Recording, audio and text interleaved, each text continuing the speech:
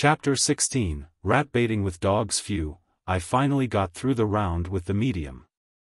Klein let out a foul breath. He slowly turned around and enjoyed the cool breeze and tranquility of the night while walking closer and closer to the apartment building's door. He took out his keys, inserted the correct one in and turned it gently, allowing the crimson-mixed darkness to expand with the creaking sound of the open door. Walking on the staircase without a single person in sight and taking in the cold air, Klein had an inexplicable and amazing feeling. It felt like he had a few more hours than others. This caused him to hasten his pace. In a similar state of mind, he opened the door to his room, and before he even stepped inside, he saw a silhouette sitting silently in front of his desk. It had reddish-black hair, bright brown eyes, and a delicate, pretty face. Undoubtedly, she was Melissa Moretti. "Klein, where did you go?" Melissa asked curiously as she relaxed her eyebrows. Without waiting for Klein's reply, she added, "Just now, I got up to go to the bathroom and realized you weren't home." It was as if she wanted to know everything clearly, from the causes and effects of the matter to the underlying logic. With great experience at lying to his parents, Klein's brain took a spin before he gave a bitter smile and calmly replied, "I couldn't fall asleep again after I woke up. Instead of wasting time, I decided that I should train my body. So I went out to run a few rounds. Look at my sweat." He took off his jacket and half-turned his body, pointing to his back. Melissa stood up, took a glance half-heartedly and deliberated for a few moments before saying, "Honestly speaking, Klein, you don't have to stress yourself out. I'm sure you can pass the interview to Tianjin University. Even if you can't, if, you can still find better ones. I haven't even thought about the interview." Klein nodded his head and said, "I understand." He did not mention the offer that he had gotten because he had not decided whether he wanted to join them or not. Staring at Klein intensely, Melissa suddenly turned around and trotted into the interior of the house. She took out an object that resembled a tortoise. It was comprised of items like gears, rusted iron, torsion springs and ordinary springs. After quickly tightening the torsion spring, Melissa placed the object on the desk. Ka. Ka. Ka. Dum. Dum. Dum. The tortoise moved and jumped with a rhythm that could pull anyone's attention. Whenever I feel irritated, I feel much better seeing this tortoise move. I've been doing this very often recently and it's very effective. Klein, give it a try, invited Melissa as her eyes brightened. Klein did not turn down his sister's goodwill. He approached the tortoise and waited for it to stop before laughing. He said, "Simplicity and regularity can indeed help relaxation." Without waiting for Melissa's reply, Klein pointed to the tortoise and casually asked, "Did you make this yourself? When did you make this? Why wasn't I aware of it? I made use of unwanted materials from school and things picked up from the streets to make this.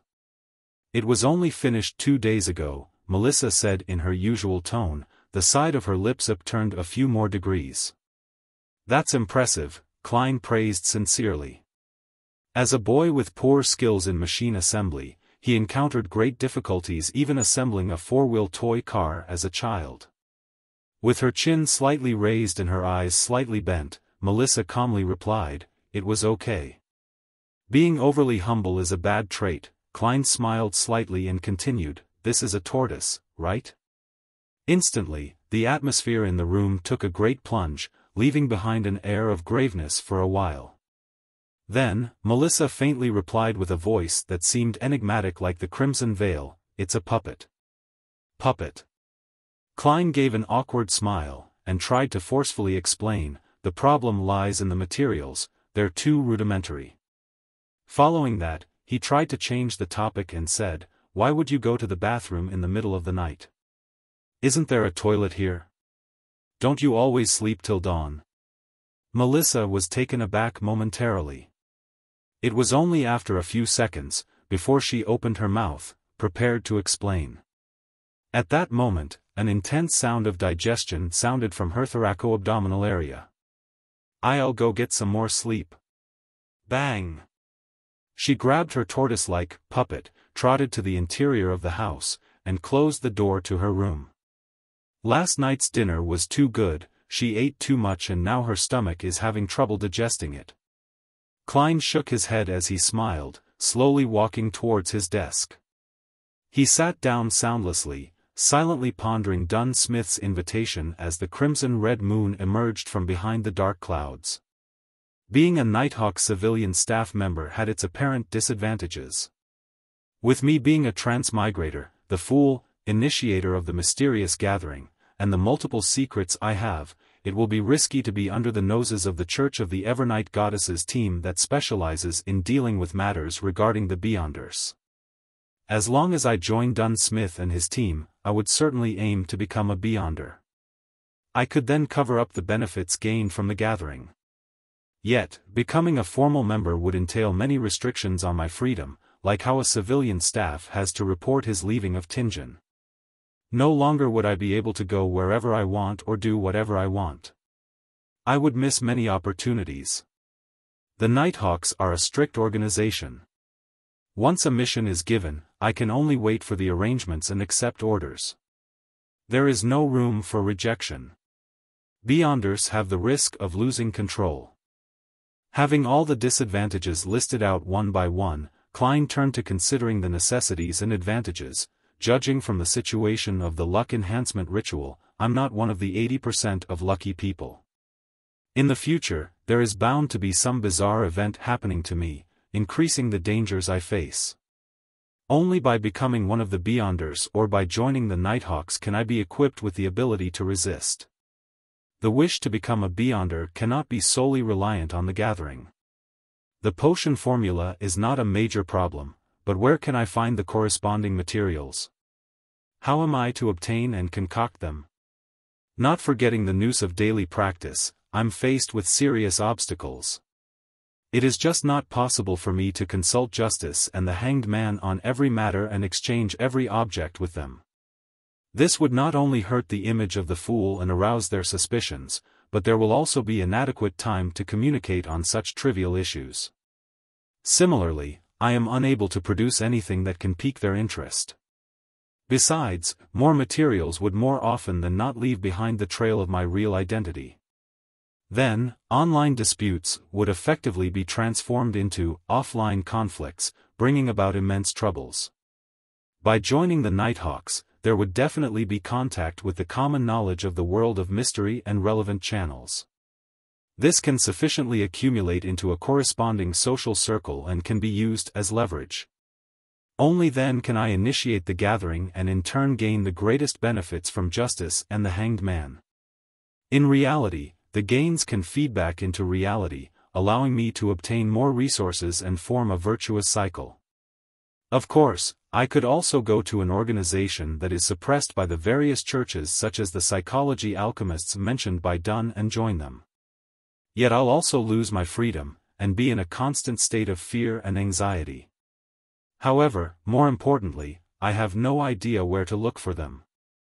Even if I manage to gain the corresponding information from the Hanged Man, such rash contact with them could endanger my life. Becoming a civilian staff leaves opportunity for a buffer and exit. The inferior recluse hides away in the wild, the superior, the crowd. Perhaps the identity as a Nighthawk can be a better cover. In the future, when I become one of the top authorities of the tribunal, who would imagine that I am a heretic, the head of the secret organization who is working behind the scenes? As the first rays of the morning sun shone, the crimson disappeared. Gazing at the golden light on the horizons of the sky, Klein made up his mind. He would find Dunn Smith today and become part of the Nighthawk civilian staff. At this moment, Melissa, who had gotten out of bed again, had pushed open the door to the room. She was surprised to see her brother stretching in an unglamorous manner. "You didn't sleep?" "I was thinking through some things." Klein smiled, feeling relaxed. Melissa thought for a moment and said, "Whenever I encounter problems, I'll list out both the pros and cons one by one and compare them." After that, I would be able to get a hint of what I should do next. That's a good habit. I did that too, Klein smiled and replied. Melissa's countenance was relaxed, and she did not add more. Holding a yellowish sheet of paper and her toiletries, she headed to the bathroom. Not in a hurry to leave after he finished his breakfast and his sister's departure, Klein took a good nap. Based on what he knew, nearly all the pubs were closed in the morning. At 2 o'clock in the afternoon, he smoothed the pleats of his silk hat and handkerchief using a small brush. He also removed the dirt to re-establish the tidiness. Thereafter, he wore a suit of formal clothing, just like he was going for an interview. Bisic Street was a little far, and Klein was afraid that he would miss the working hours of the Nighthawk. Therefore, he did not walk there, but instead waited for public horse carriage at Iron Cross Street. In the Lone Kingdom, public horse carriages were placed under two categories, without track and with track. The former consisted of a carriage drawn by two horses and could sit approximately 20 people while taking into account the top of the carriage. Only a general route existed, without specific stations. It had flexible operations and could be hailed anywhere unless it was full. The latter was operated by the Orbital Carriage Company. First, a rail-like service device was laid on the main street. The horses would move on the inner lane while the wheels ran on the tracks, making it easier and more labor-saving. This could thus pull a bigger double-decker carriage that sat nearly 50 passengers. However, the only problem was that the route and stations were fixed, making many places inaccessible. After 10 minutes, the sound of the wheels hitting the tracks approached from a distance. A double-decker horse carriage stopped in front of the station at Iron Cross Street. To Bisic Street, Klein said to the carriage driver. You have to transfer at Champagne Street, but when you get there, it takes about 10 minutes to walk to Bisic Street, explained the carriage driver to Klein, with regards to the route. Let's go to Champagne Street then. Klein nodded in approval. It's more than 4 kilometers, 4 pence, said a young man with a fair and clean face, as he extended his hand. He was a worker responsible for money collection. Okay. Klein fished out 4 copper coins from his pocket and handed it to the other party. He walked up to the carriage and found that there were not many passengers. Even on the first floor, there were a few empty seats. I only have 3 pence on me now, so I can only walk when I go back. Klein pressed his hat down and sat down firmly. On this floor, the men and women were mostly well-dressed, although there were a few clothed in their work clothes, leisurely reading newspapers. Almost no one spoke, and it was quite quiet. Klein shut his eyes and recharged his strength, oblivious to the coming and going of passengers around him. Station after station passed until he finally heard the few words, Champagne Street. After alighting the horse carriage, he inquired along the way and soon reached Bisic Street, where he saw the pub with the brownish-yellow hound logo. Klein reached out his right hand and gave a forceful push. The heavy door gradually opened, inundating him with a wave of uproarious noises and an impetuous heat wave. Although it was still afternoon, there were already many customers in the pub. Some were temporary workers, looking for opportunities here, waiting to be hired. Others were simply idling around, numbing themselves with alcohol. The pub was dimly lit. In the center, there were 2 large iron cages with a third of its bottom sinking deep into the ground without any gaps. People held wooden wine cups and surrounded it, sometimes discussing loudly while laughing, sometimes cursing loudly. Giving a curious glance, Klein found 2 dogs caged inside. One was black and white, similar to the husky found on Earth. The other was wholly black, with shiny fur, making it look healthy and fierce. Do you want to bet? Doug has won 8 games in a row, said a little man wearing a brown beret, as he neared Klein and pointed to the black dog. Bet? Taken aback at first, Klein regained his senses immediately. Dog fighting? When he was at Koei University, those aristocratic and wealthy students would always ask him contemptuously and curiously, if the boorish workers and unemployed hooligans enjoyed participating in boxing and gambling at the pubs. Besides being able to gamble on boxing and card games, didn't it also include cruel and bloody activities like cockfighting, dogfighting, and others? The short man smirked. "Mister, we're civilized people. We don't engage in such unglamorous activities." Having said that, he whispered, "Besides, laws were introduced to ban these things last year." "Then what are y'all betting on?" asked Klein curiously. "The better hunter." Just as the short man finished his sentence, a resounding cacophony sounded.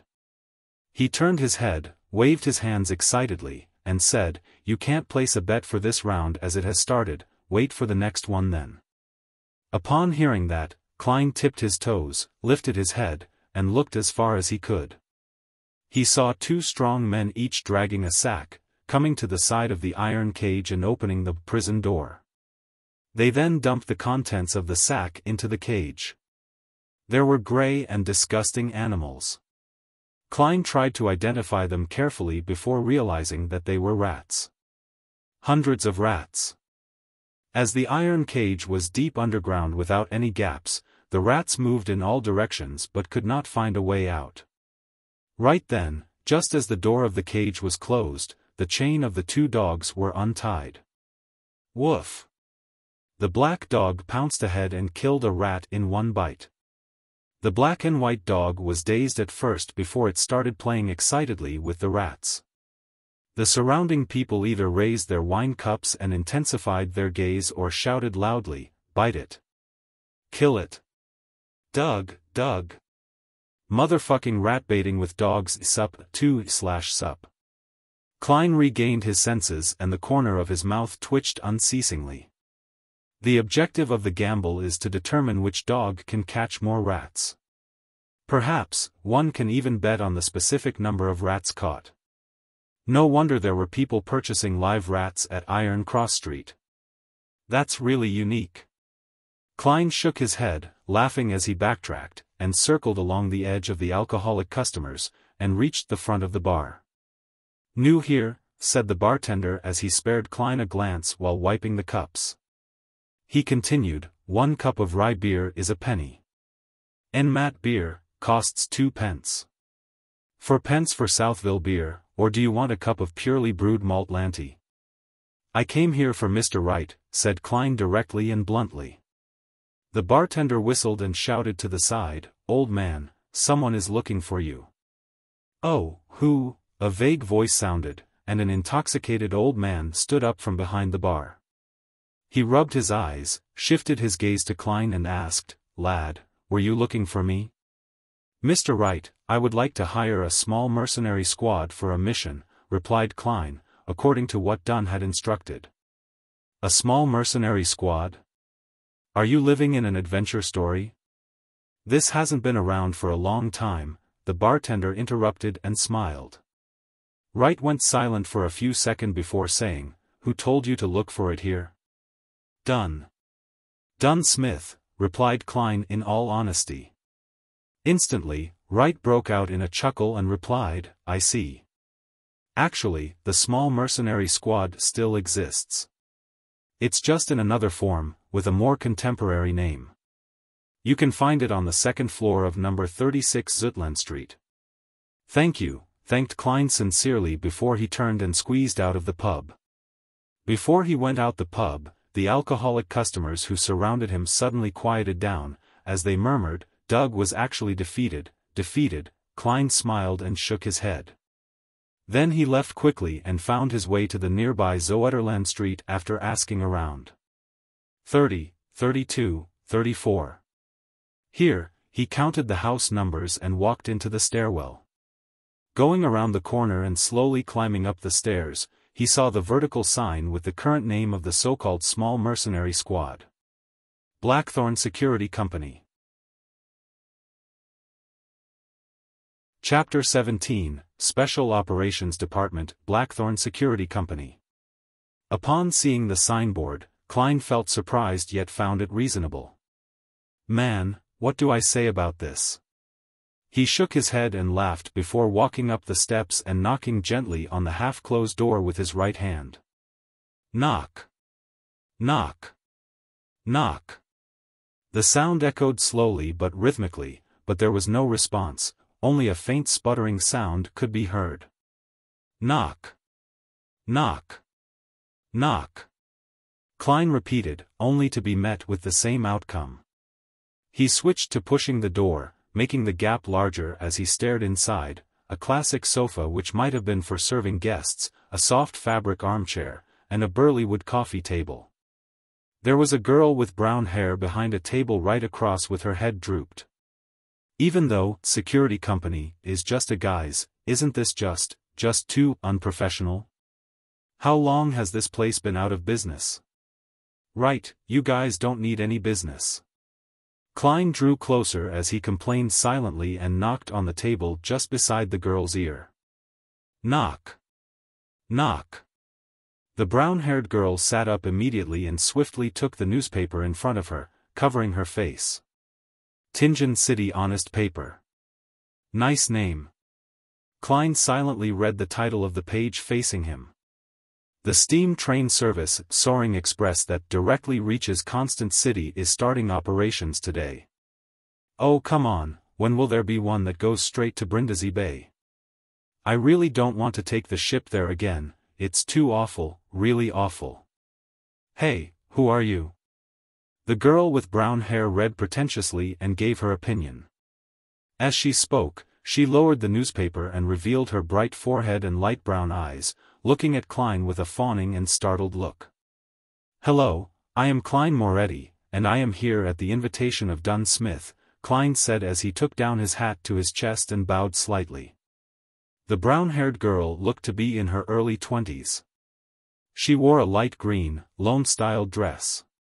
She was set off with beautiful laces on her sleeves, collar, and chest. The captain, all right, wait here for a moment. I'll go get him. The girl scurried up and went into the room beside her. She didn't even serve a cup of water or anything. The level of service awareness is worrying. Klein smiled faintly as he waited at his spot. After 2 to 3 minutes, the brown-haired girl opened the door and came out. She said with a sweet smile, Mr. Moretti, please follow me. The captain is on watch at the Chinese gate and is unable to leave at the moment. Okay. Klein quickly followed behind. In his mind, he pondered to himself. Chinese gate, what could that be? Going through the partition, the first thing he saw was a small corridor, with only 3 offices on each side. Some of these offices were locked tight, while some were opened, revealing someone on the inside who typed non-stop on a heavy mechanical typewriter. At a glance, Klein noticed a familiar figure, the young officer that had investigated his apartment, the one with the black hair and blue eye and romantic vibe of a poet. He was not in official wear, his white-collared shirt was not tucked in, making for quite an unruly appearance. Perhaps he really is a poet. Klein nodded in greeting and was greeted with a smile. The brown-haired girl pushed open the left office door at the end of the room and pointed inside, chirping, we still have to go down a few levels. This office had no furniture in place, only a grayish-white stone staircase that extended downwards. The 2 sides of the stairs were lit up by gas lamps. The stable glow dispelled the darkness and gave a sense of harmony. The brown-haired girl walked in front, staring at her feet while walking carefully. Although I walk here often, I am still constantly afraid of falling down, tumbling down like a barrel. You don't know, Leonard did such a folly. On the first day of becoming a sleepless, the first day where he had not mastered his new powers, he tried to rush down the flight of stairs. And then he became a cartwheel. It was hilarious if you think about it. Oh yes, it was the guy that greeted you just now. This was about 3 years ago. Speaking of which, I have been with the Nighthawks for 5 years, I was only 17 when I joined. The girl watched her steps as she spoke. Suddenly, she smacked her forehead and said, I forgot to introduce myself. I'm Roseanne. My father was a member of the Nighthawks, who sacrificed himself in an accident 5 years ago. I suppose we are colleagues from now on.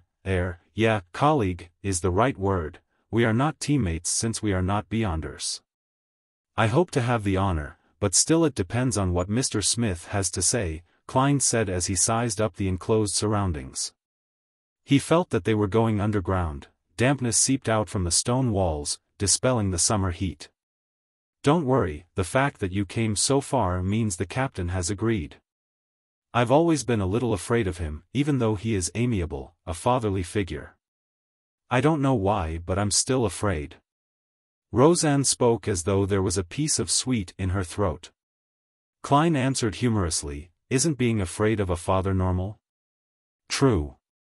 Roseanne said as she held the wall around the bend. As they spoke, the two finished walking down the stairs and reached a stone-paved floor. It was a long aisle. Both sides of the walls were mounted with gas lamps surrounded by metal gratings. Klein and Roseanne's shadows were elongated under the illumination. Klein keenly noticed that there was a dark sacred emblem every few meters, the symbol of the Evernight goddess. A deep black background dotted with sparkling embellishments, as they clustered precisely half the crimson moon. These emblems did not seem special, but walking between them gave Klein a sense of serenity. Roseanne also stopped talking, unlike her previous talkative state. Before long, an intersection appeared up front. Roseanne briefly introduced, the path to the left will lead to the St. Selena Cathedral, to the right are the armory, storeroom, and archives. And straight ahead is the Chinese Gate. St. Selena Cathedral? Then, Zutland Street is just behind Red Moonlight Street? Klein was a little stunned. St. Selena Cathedral of Red Moonlight Street was the headquarters of the Church of the Evernight Goddess in Tianjin, a sacred ground where local followers yearned to visit. Along with Holy Numeric's Cathedral of the Church of the God of Steam and Machinery in the suburbs, and the River and Sea Cathedral of the Church of the Lord of Storms in North Tianjin, they sustained the religious circles in Tianjin City and its affiliated towns and villages. Aware that his status made it unsuitable for him to ask more, Klein only listened silently. They passed the intersection and moved straight ahead. In less than a minute, a black iron split gate carved with 7 sacred emblems were seen. It stood there, heavy, cold and domineering, like a giant guarding in the darkness. Chinese Gate. Roseanne reminded him and pointed at the room beside them, saying, Captain is inside. Go on in by yourself. All right, thank you. Klein replied politely. The room Roseanne was referring to was just in front of Chinese Gate. The windows were opened, revealing the lit room inside. Klein took a deep breath to calm himself. Knock. Knock. Knock. Come in. He heard Dunn Smith's deep and amiable voice. Klein opened the unlatched door gently. There was only a table and 4 chairs inside. Dunn Smith, with his high hairline, who was wearing the black coat from the previous night plus a gold watch chain around his chest, was reading the newspaper leisurely. Come and have a seat. Have you decided? Are you certain you want to join us? Dunn smiled and asked as he put down the newspaper. Klein removed his hat and bowed, then he sat beside the table and said, Yes, I am certain. Then take a look at this deed, heh. People like to call it a contract now. Dunn pulled out the table drawer and took out 2 contract copies. There were not many clauses, and most of them had been mentioned by Dunn Smith. The emphasis was on the confidential clause. Violators were tried in the tribunal courts of the Church of the Evernight Goddess instead of the kingdom's courts. It was akin to how soldiers and officers were sent to court-martial for trials. A 5-year contract. £2.10 solely for weekly wages, 10 solely as compensation for the risk and confidentiality. Klein read through it and answered resolutely, I've no problem with it. Then sign it, Dunn said as he pointed to the dark red fountain pen and ink. Klein used a piece of waste paper to try out the pen before drawing a breath. He signed on both contracts with his name, Klein Moretti. As he did not have a stamp yet, he could only use his thumbprint. Dunn received the contract, took out a stamp from the drawer, and stamped on the end of the contract and a few key parts. With that done, he stood up and returned a contract with one hand, and reached for Klein with the other saying, "Welcome, from now on, you are one of us, and please note that the contract is confidential as well." Klein stood up as well. He received the contract, shook his hand, and said, "So, I shall be addressing you as Captain?" "Yes." Dunn's grayish eyes seemed especially deep in the dim surroundings. After shaking hands, they sat down. Klein glanced at the stamp on the contract. It read, "Nighthawk Squad, Tianjin City, Awa County, Lone Kingdom." "I can't believe you guys would use the name Blackthorn Security Company as a disguise," he laughed and said. "Actually, we have other signboards." Dunn pulled out a piece of paper from the drawer. It was stamped with the stamps of the city government and the police department. The content were as follows: 7th Unit, Special Operations Department, Awa County Police, Lone Kingdom. The first 4 units are the regular police responsible for general security, like the VIP Protection Unit and Key Installations Protection Unit. And from Unit 5 onwards are the ones dealing with supernatural incidents in each city. Our unit is responsible for incidents related to the followers of Evernight Goddess in Tianjin. If there are different types of followers, then we divide the area accordingly. We are mainly in charge of places like the North, West and the Golden Indus region. Dunn briefly introduced, Unit 6 of the mandated Punisher Squad under the Church of the Lord of Storms is in charge of the Pier region, the East, and the South. The university area and the suburbs are under Unit 5, which is the Machinery Hive Mind Squad in Tianjin. Right. Klein had no questions about it. He then laughed. What happens if someone really comes here due to the Blackthorn Security Company signboard and requests for our services? We'll take those requests, why shouldn't we? As long as it doesn't affect our daily operations, Dunn said slowly and humorously. Any earnings would be considered additional bonuses, so our members are quite willing to take those jobs. Anyway, the market for trivial and troublesome matters such as finding dogs and cats have been monopolized by private detectives. So how many people are there in this Nighthawk squad? Klein asked since they were on this topic. There aren't many supernatural incidents, so there are even fewer Beyonders. There are only 6 formal members of the Nighthawks in the entire Tianjin city, including me. Heh, as for civilian staff, there are 6 including you. Klein nodded his head, and eventually asked the question that he was most concerned about, "So, Captain, what do you mean by Beyonders losing control? Why does it happen?" Chapter 18, Origin and Cause. Upon hearing Klein's question, Dunn looked out of the window toward the corridor that led to Cheney's gate. He took out his pipe, stuffed it with some tobacco and mint leaves, and held it to his nose. He took a deep whiff as his voice turned reflective and drifting. Only at home can I enjoy the beautiful flavors of tobacco mixed with mint leaves without any worries. Klein, do you know about the creation myth? Of course, when I received primary education during Sunday school, we learned to read using the revelation of Evernight. Among them, the Book of Wisdom and the letters from the saints mentioned the myth of creation. Klein attempted to recall via the memory fragments of the original Klein. He slowed down his tempo and said, "The Creator awoke from chaos and shattered the darkness, creating the first ray of light. He then fused himself completely into the universe and made up all of existence. His body became the land and stars. One of his eyes became the sun, while the other became the crimson moon. Some of his blood rushed into the seas and rivers, nourishing and nurturing lives." Klein subconsciously paused when he said that. Partially, it was because the relevant memories were a blur and that the creation myth was very similar to the Chinese creation myth of Pangu. The imaginations of people from different worlds shared something in common on their myths and legends. Noticing that Klein was having trouble, Dunn smiled and added, "His lungs turned into the elves, his heart turned into the giants, his liver turned into the treants, his brain turned into the dragons, his kidneys turned into the feather serpents, his hair turned into the phoenixes, his ears turned into the demonic wolves, his mouth and teeth turned into the mutants, and his remaining bodily fluids turned into the sea monsters, of which the essence was Naga. His stomach, his small and large intestines, and the evil parts of his body turned into devils, evil spirits, and various kinds of unknown maleficent existences.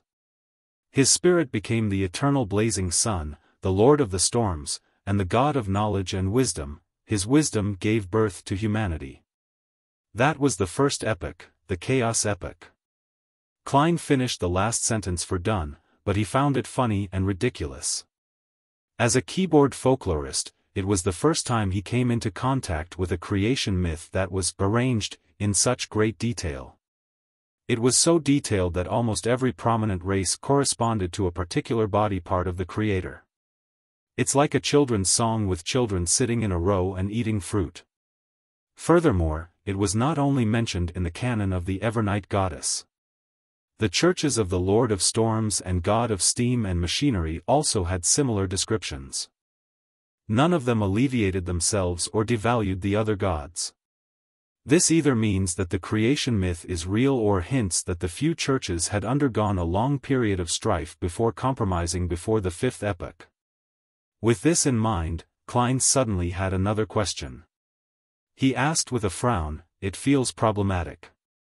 Why are the eternal blazing sun, Lord of storms, and God of knowledge and wisdom born directly from the Creator's spirit, while the goddess isn't?"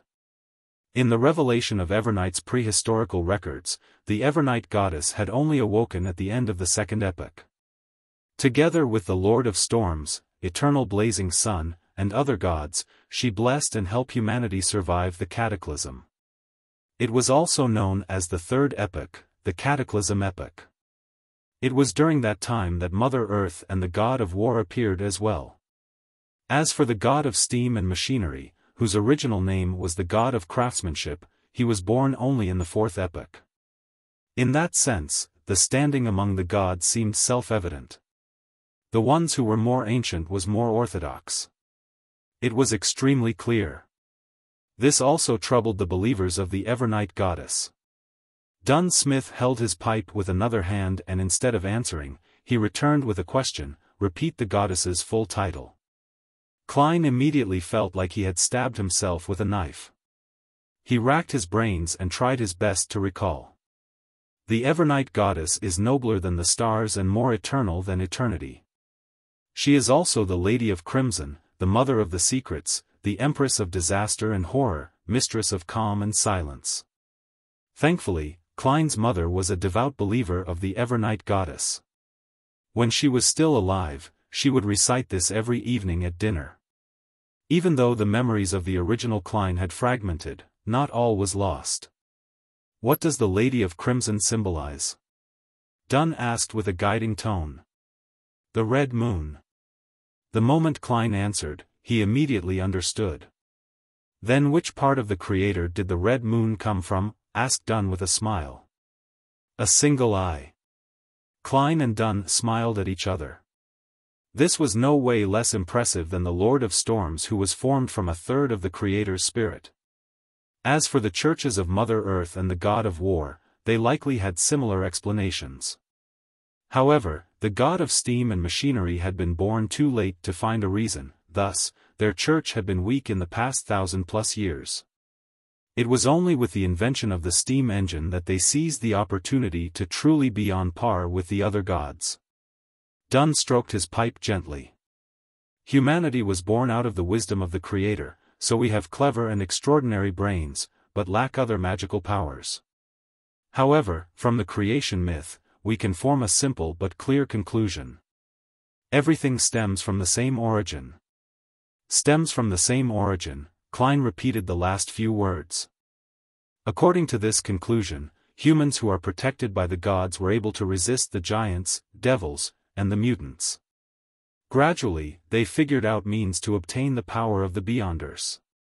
That is by using the corresponding parts of the evil spirits, dragons, monsters, magical trees, flowers, or crystals and combining them with other materials to form potions. By consuming and absorbing the potion, one will gain different powers. This is common knowledge among mysticism studies. Dunn did not elaborate in detail and only gave a brief introduction. In this process, our ancestors relied on painful lessons to discover that if they were to consume high-grade or extraordinary potions, it would easily lead to tragic consequences. There are 3 possible outcomes. Which 3? Pressed Klein curiously. First, mental death and the complete breakdown of a body. Every piece of flesh would become a terrifying monster. Second, their personality will be changed by the powers contained in the potion. They will turn cold, sensitive, irascible, cruel, and indifferent. Third, well, Dunn put down his pipe and picked up a porcelain cup and took a sip. Fermo coffee from the Paws River Valley is bitter, but very fragrant. It leaves a splendid aftertaste. Do you want one? I prefer coffee from the Fainapotter Plateau. Of course, I have only drank it a few times at Welch's place. Klein politely declined. What's the third outcome? Mental disorder. Turning crazy on the spot, becoming more devilish than the devil. This is what it means by losing control. Dunn emphasized the words, losing control. Without waiting for Klein to say a word, he put down his coffee cup and continued, after a long period of experimentation and exploration, together with the birth of the blasphemy slate, humans have finally perfected the potion system. We formed a tiered system that chains into stable progression paths known as sequences. The lower the number in a sequence, the higher the grade of a potion. At this point, the 7 major churches each control at least one complete sequence.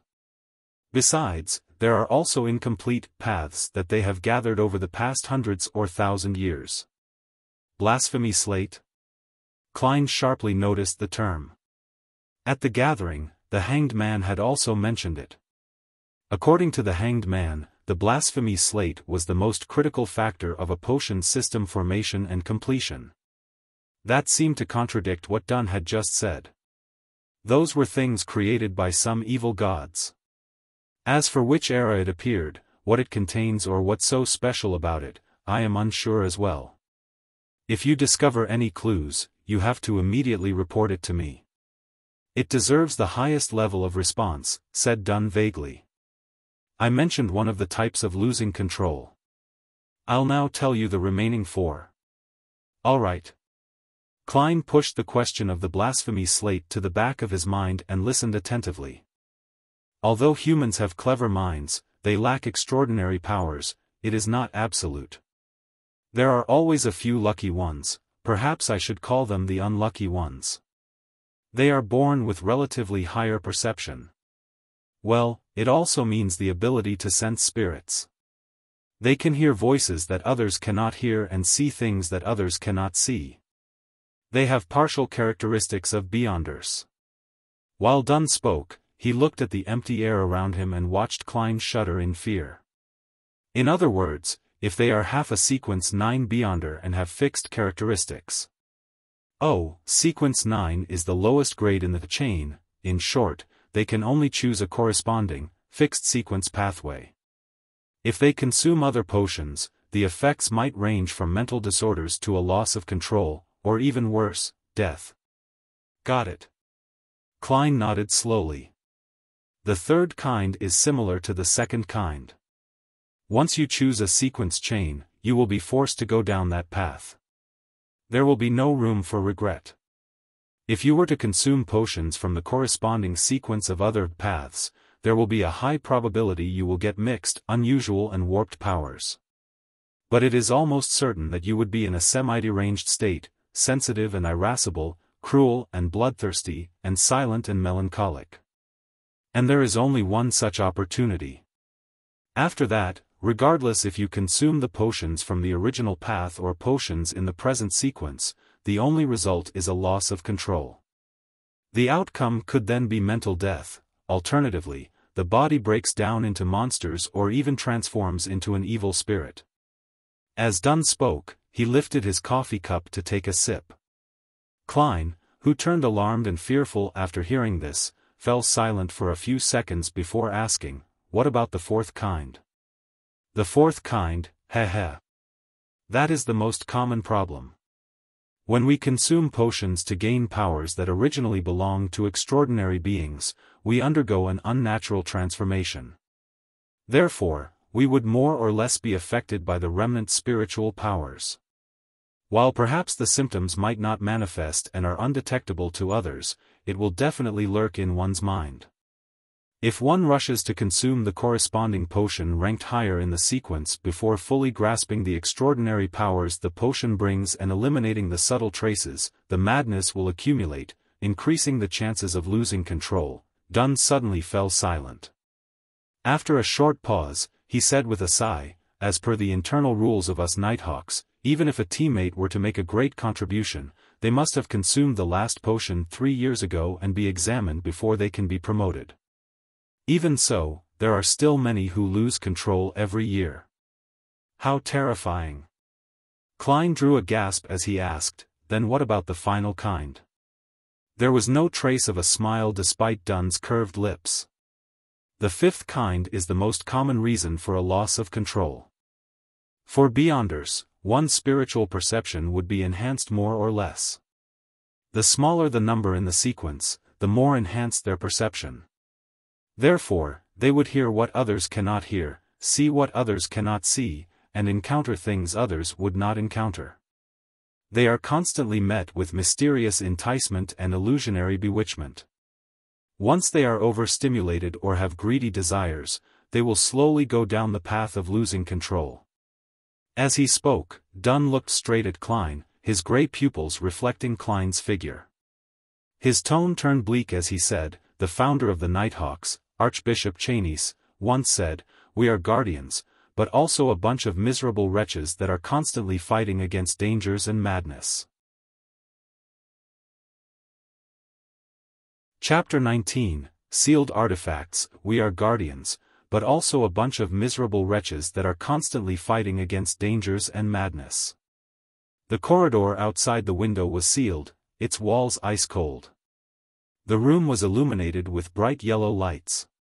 Dunn Smith's delivery echoed, sending blow after blow to Klein's heart. It left him temporarily at a loss for words. Dunn shook his head and smiled when he saw Klein silent. "Are you very disappointed? Beyonders are not like what you imagine them to be.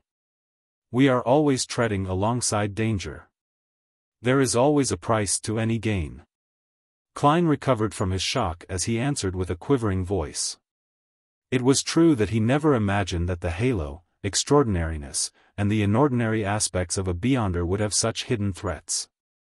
Perhaps it was only because he was hearing a description without witnessing it firsthand and that he had been sucked into the vortex with a peculiar incident already befalling him. Klein soon brought his fear, uneasiness, worry, and apprehension under control.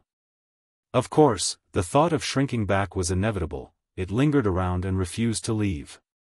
"Not bad. Very mature and rational." Dunn finished the last mouthful of coffee and added, "Also, Beyonders are not as powerful as you imagine them to be, especially a low-sequence Beyonder." "Heh, why would we use 1 to represent the highest grade and 9 the lowest? Isn't this against intuition and logic? The low sequence we often mention refers to a low grade or a high number. They are the starting point of the sequence chain." "Alright, where was I?" "Yes, Beyonders are not as powerful as you imagine. A low-sequence Beyonder's power is no match for guns, much less cannons. They are just more fascinating and indefensible than firearms. If you have a chance to become a Beyonder in the future, you must consider what I said today carefully. Do not make a rash decision." Klein gave a self-deprecating smile. "I don't even know when I will have the chance." He felt that he would not miss the opportunity if it presented itself to him. Consuming the wrong potion or a higher-ranked potion in the sequence could be mostly avoided. The major potential danger was the subtle influences the potions had and what he experienced from having heightened auditory and visual perceptions. For the former, he could draw on the experiences from generations of people before him.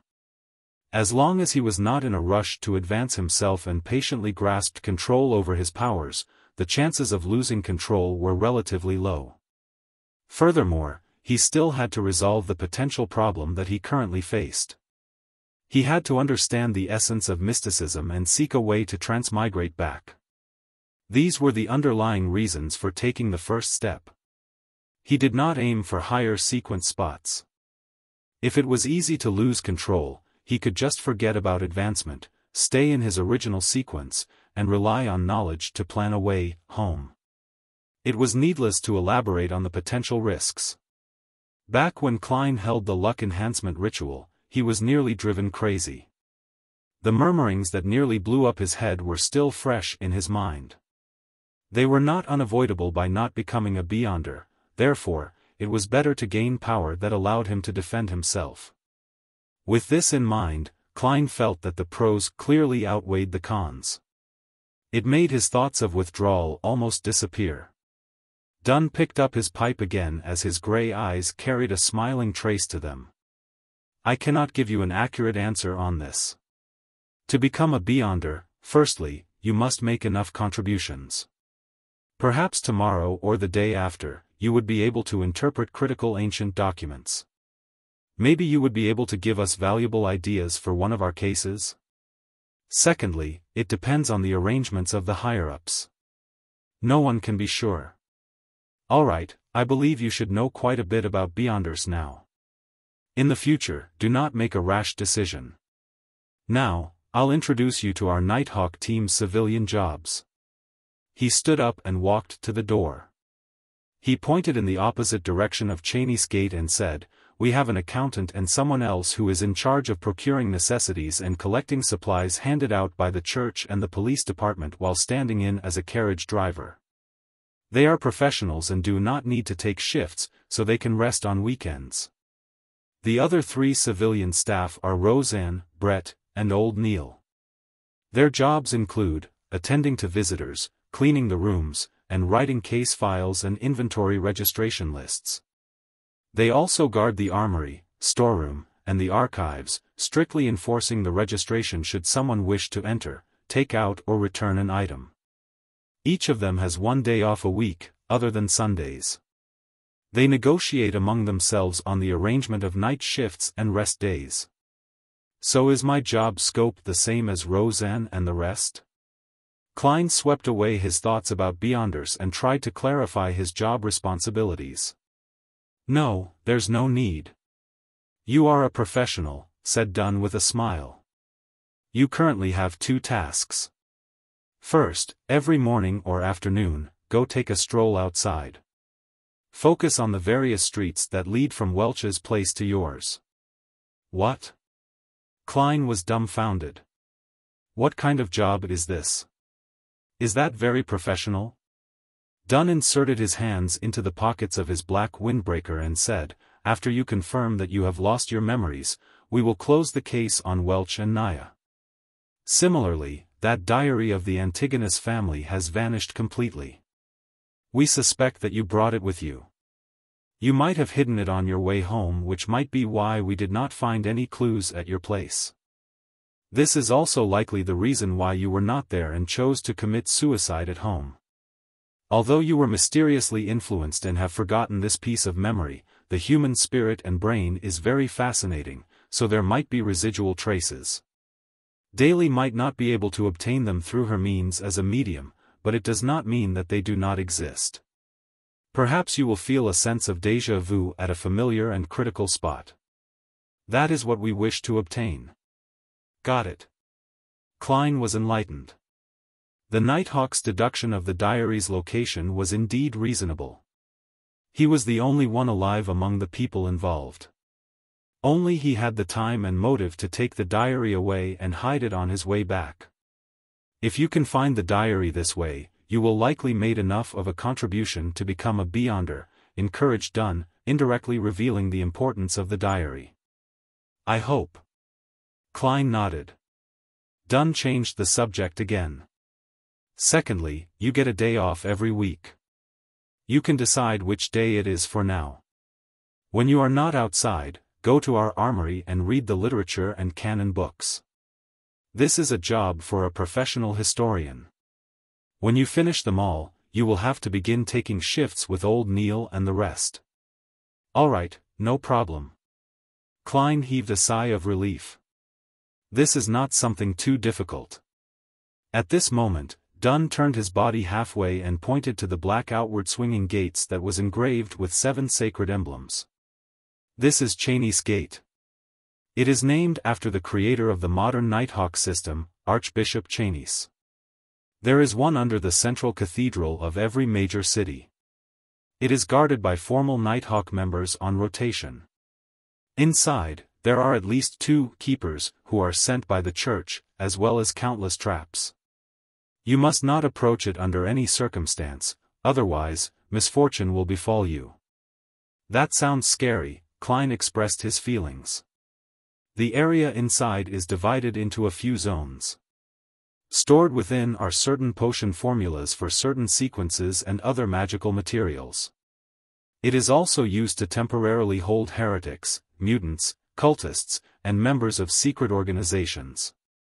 They will eventually be sent to the Holy Cathedral, introduced Dunn in passing. Holy Cathedral? The headquarters of the Church of the Evernight Goddess located in the Winter County to the north of the kingdom, Cathedral of Serenity? Klein nodded slightly as though he was pondering over the matter. In addition, there are all sorts of classified documents and records inside. When you gain a higher clearance, you might have a chance of reading them. Dunn hesitated for a moment before adding, behind the Cheney's Gate, there are also sealed artifacts in the basement. Sealed artifacts? Klein ruminated on the terms. It sounded like a specialized term. Some of the extraordinary items we gather and retrieve are just too important and magical. If they fall into the wrong hands, it would cause immense destruction. Therefore, we have to keep it strictly confidential and watch them carefully. Even we can only use it under special circumstances. Besides, with that said, Dunn paused for a moment before continuing, besides, there are some things inside that are very special. They had certain living characteristics which can entice the keepers. It would influence the surroundings, attempt escape, and cause catastrophic outcomes. They have to be strictly controlled. How fascinating, commented Klein wistfully. The Nighthawk headquarters have categorized these sealed artifacts into 4 grades. Grade 0 represents extremely dangerous. They are of the highest importance and of the highest confidentiality. They are not to be inquired, disseminated, described, or spied. They can only be sealed in the basement of the Holy Cathedral, described Dunn in detail. Grade 1 is highly dangerous. They can be used in limited ways. Their security clearance is limited to diocesan bishops or Nighthawk deacons and above. The Central Cathedral of Diocese headquarters like Backlund can store 1 to 2 artifacts. The rest will be handed over to the Holy Cathedral. Grade 2 is dangerous. They can be used with care and moderation. The security clearance requires 1 to be a bishop or a Nighthawk team's captain and above. The central cathedrals in the various cities can store 3 to 5 artifacts. The rest will be turned into the Holy Cathedral or the diocese headquarters.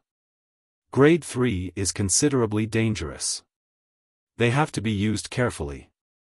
It can only be applied for operations that require 3 or more people. The security clearance requires 1 to be a formal member of the Nighthawks. In the future, you will see the corresponding documents. Through the numbers, you can understand what they represent. For instance, 2 to 125 means that it is a dangerous grade sealed artifact number 125. As Dunn went on, he suddenly turned around and returned to his room. He pulled out a piece of paper from the bottom of the drawer. By the way, take a look at this. 3 years ago, a newly appointed archbishop lost control. For some unknown reason, he stormed through the various levels of protection and vanished mysteriously with a grade 0 sealed artifact. Memorize this photo. If you discover him, do not alert or disturb him.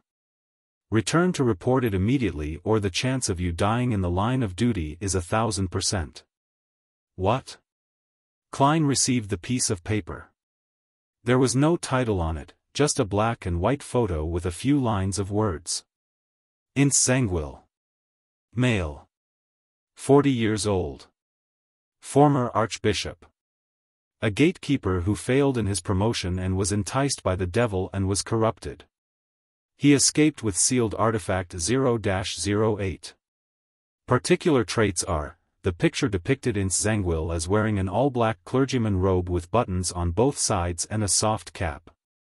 His hair was dark blonde and his pupils were so blue that it was nearly black. He had a high nose and his lips were tightly pursed. His facial features were like a classic sculpture without any wrinkles. The most striking characteristic was that he was blind in one eye. The description of the corrupted is so detailed, but the only thing about the sealed artifact is its codename. Klein honestly offered his first impression. That's why it is at the highest security clearance. The search for sealed artifacts number 0-08 is only described verbally and never written in words. Even so, the description will be little, said Dunn with a sigh. 0-08 appears to be a common quill, but it does not need ink to write. That's all. Dunn did not dive deeper into the topic. He tugged at the golden chain on his black windbreaker and took out a gorgeous pocket watch of the same color. He clicked it open and took a glance before pointing outside. I've told you all you need to know. Go to the armory to find old Neil. Get him to arrange the documents that you need to read. He is no ordinary civilian clerk. He was once a formal member, but due to his advanced age, he failed to be promoted. His health is ailing, so it's no longer suitable for him to handle cases. Furthermore, he does not wish to become an internal keeper or rest at home. All he wishes is to be accompanied by documents and records. Chapter 20, The Forgetful Dunn. Okay. Klein bowed slightly as he wore his short top hat again. However, his mind was preoccupied with how sealed artifact 0-08 looked. It appears to be just your everyday quill. It writes without ink. Then, what is its actual use? What makes it classified at the highest level of confidentiality that it's deemed extremely dangerous? Can it be a pen that kills anyone whose name is written? No, that would be way too heaven-defying.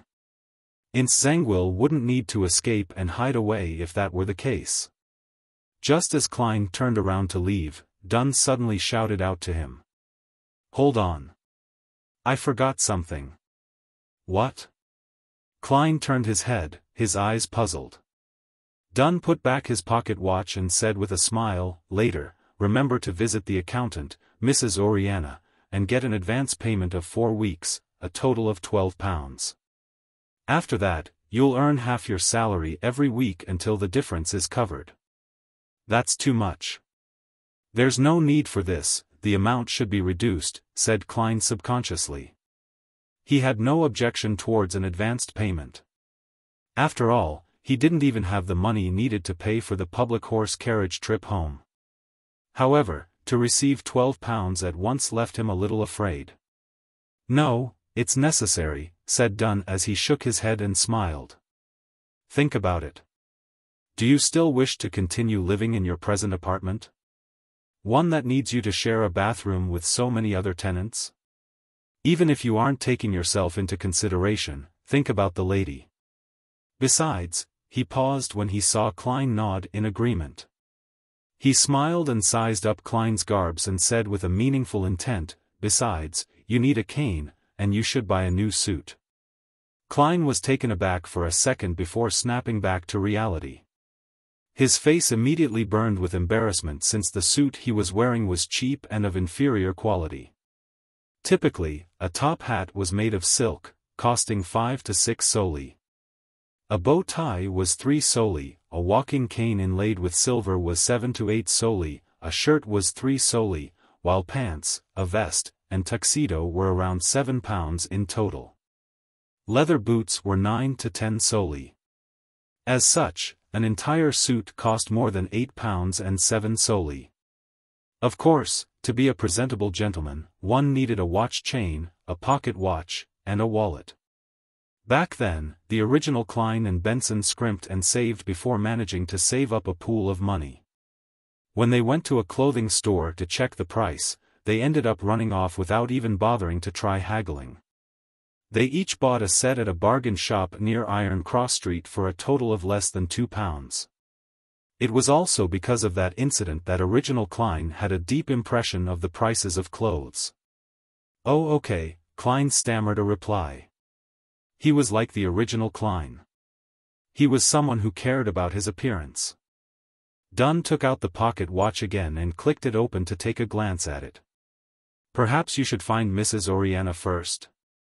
I know you'll spend quite some time at Old Neil's while Mrs. Oriana will likely be returning home soon." "All right."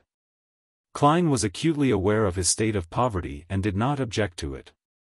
Dunn returned to the table's side and pulled at a few hanging ropes as he said, "I'll get Roseanne to bring you there." The ropes began their operation as the gears ground, producing a chime from a bell at the reception area of Blackthorn Security Company. When Roseanne heard it, she hurriedly stood up and carefully made her way down. It did not take long before she appeared in front of Klein again. Dunn said humorously, "I did not disturb your rest, right? Oh, bring Moretti to Mrs. Oriana." Roseanne secretly curled her lips as she answered, happily, "All right, Captain." "Is that all?" At that moment, Klein blurted out in surprise. "To get his advance payment from finance, isn't there a need to get an approval letter from the captain? Shouldn't you write something?" "So?" Dunn returned with a question. "I mean, don't I need your signature to claim an advance payment from Mrs. Oriana?" Klein tried his best to use simple language. "Oh, no. There's no need. Roseanne is enough proof." Dunn pointed at the brown-haired girl and gave a reply. "Captain, it seems there's almost zero management of our finances." Klein resisted his urge to deliver a sarcastic comment before turning to leave the room with Roseanne. At that moment, he heard Dunn shout out again. "Hold on. There's still another thing. Can we finish it all at once?" Klein turned back with a smiling face. "Yes?" Dunn pressed at his temple and said, "When you meet Old Neil, remember to collect 10 demon-hunting bullets." "Me? Demon-hunting bullets?" Klein returned in astonishment. "Welch's revolver is still with you, right? There's no need for you to turn it in." Dunn inserted a single hand into his pocket and said, "With the demon-hunting bullets, if you were to face with an paranormal danger, you will be able to protect yourself. It will give you some courage at the very least. There's no need for you to add on the final sentence." Just as Klein was vexing over the problem, he answered without any hesitation, "All right. I'll remember to do so. This will require me to write a formal document." "Wait a moment." Dunn sat down and picked up the dark red fountain pen. He scribbled a note, signed it, and stamped it. "Thank you, Captain." Klein received it sincerely. He slowly walked back before turning around. "Hold on." Dunn shouted one more time. "Captain, you look to be in your 30s. Why do you have the symptoms of dementia?" Klein squeezed out a smile and turned around to ask, "Anything else?" "I forgot earlier that you are not trained in shooting, so getting demon-hunting bullets would be useless. Let's do this, collect 30 normal bullets every day. Take the opportunity when you are out to go to the street corner, the underground shooting range at number 3 Zutland Street. Most of it belongs to the police department, but there is one that is specially for us Nighthawks. Oh, right, you also need to get a badge from Old Neil. Otherwise, you won't be able to enter the shooting range." Dunn smacked his forehead and took back the note from Klein. He then added the information and stamped it with another seal. "A good marksman is produced by expending bullets. Do not think lightly of it." Dunn handed back Klein the modified note. "Got it. Klein, who was fearful of danger, yearned to visit the shooting range that very day. He took 2 steps towards the exit before carefully turning around halfway. He deliberated before asking, "Captain, is there anything else?" "No." Dunn nodded firmly. Klein heaved a sigh of relief and walked straight out the door. While walking, he had the strong urge to turn around to ask another, "Are you sure there's nothing else?" He resisted that urge and finally left the keeper room successfully. Captain has always been this way. He often forgets things. As Roseanne walked by his side, she softly disparaged the captain, "Even my granny has a better memory than him. Of course, he only forgets the trivial stuff." "Yeah, trivial stuff. Klein, I'll call you Klein in the future. Mrs. Oriana is a very affable person. It is easy to hit it off with her. Her father is a watchsmith with excellent skill." As Klein listened to the brown-haired girl rattle on, he stepped into the stairwell and returned to the upper floor. He found Mrs. Oriana in the far office on the right-hand side. She was a black-haired woman dressed in a flounce lace dress. She appeared in her 30s and had fashionable curly hair. Her pair of green eyes were clear and smiling, and she seemed refined and elegant. After Oriana heard Roseanne repeat Dunn Smith's instructions, she took out a note and wrote an advance slip. "Sign here. Do you have a seal? If not, you can leave a thumbprint." "All right." Now familiar with the procedures, Klein completed the formalities. Oriana took out a copper key and opened the safe in the room. As she counted the pounds, she said with a smile, "You are lucky. We have enough cash today. By the way, Klein, were you invited by Captain because you were involved in a paranormal activity and the fact that you have a specialty?" "Yes, you have an impeccable intuition." Klein was not stingy with his compliments. Oriana took out 4 notes with light gray backgrounds with deep black patterns printed on them. After locking the safe, she turned around and smiled. "That's because I had a similar experience too." "Really?" Klein showed an appropriate level of surprise. "Do you know about the serial killer that sent Tianjin City into a frenzy 16 years ago?" Oriana handed over the 4 gold pounds to Klein. "Yes. It's the one which had 5 girls killed consecutively. Some had their hearts and stomachs removed by that bloody butcher.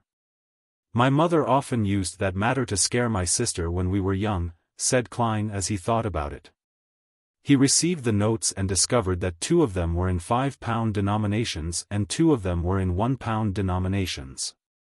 All of them had a gray background and were inked in black. The 4 corners had complicated patterns and special ink to prevent counterfeiting. The former notes were slightly bigger and in the middle of them was Lone Kingdom's 5th king, George III's direct ancestor, Henry Augustus I. He wore a white hair band above his rotund face. His eyes were slender and he had an abnormally serious expression. However, Klein felt an indescribable sense of closeness to him. This was a 5-pound note. It's almost equal to 4 weeks of Benson's salary. In the middle of the 1-pound note was George III's father, the former king, William Augustus VI. This mighty figure had a thick mustache and a firm gaze. While he was in power, he freed the Lone Kingdom from the shackles of the old order, allowing his nation to regain the pinnacle spot. They were all good kings. Klein could faintly smell the note's ink that elated and refreshed him. "Yes, if the Nighthawks had not come in time, I would have been the 6th victim." Mrs. Oriana's tone still hinted at a sense of lingering fear despite the incident having happened more than 10 years ago. "I heard that the serial killer, no, the butcher was a beyonder." Klein carefully folded the paper notes and placed it in an inner pocket of his suit. Then, he patted the area a few times to confirm it was there. "Yes." Mrs. Oriana gave a firm nod. He had killed even more before that. The reason why he was captured was because he was preparing a ritual for the devil. No wonder he wanted different organs.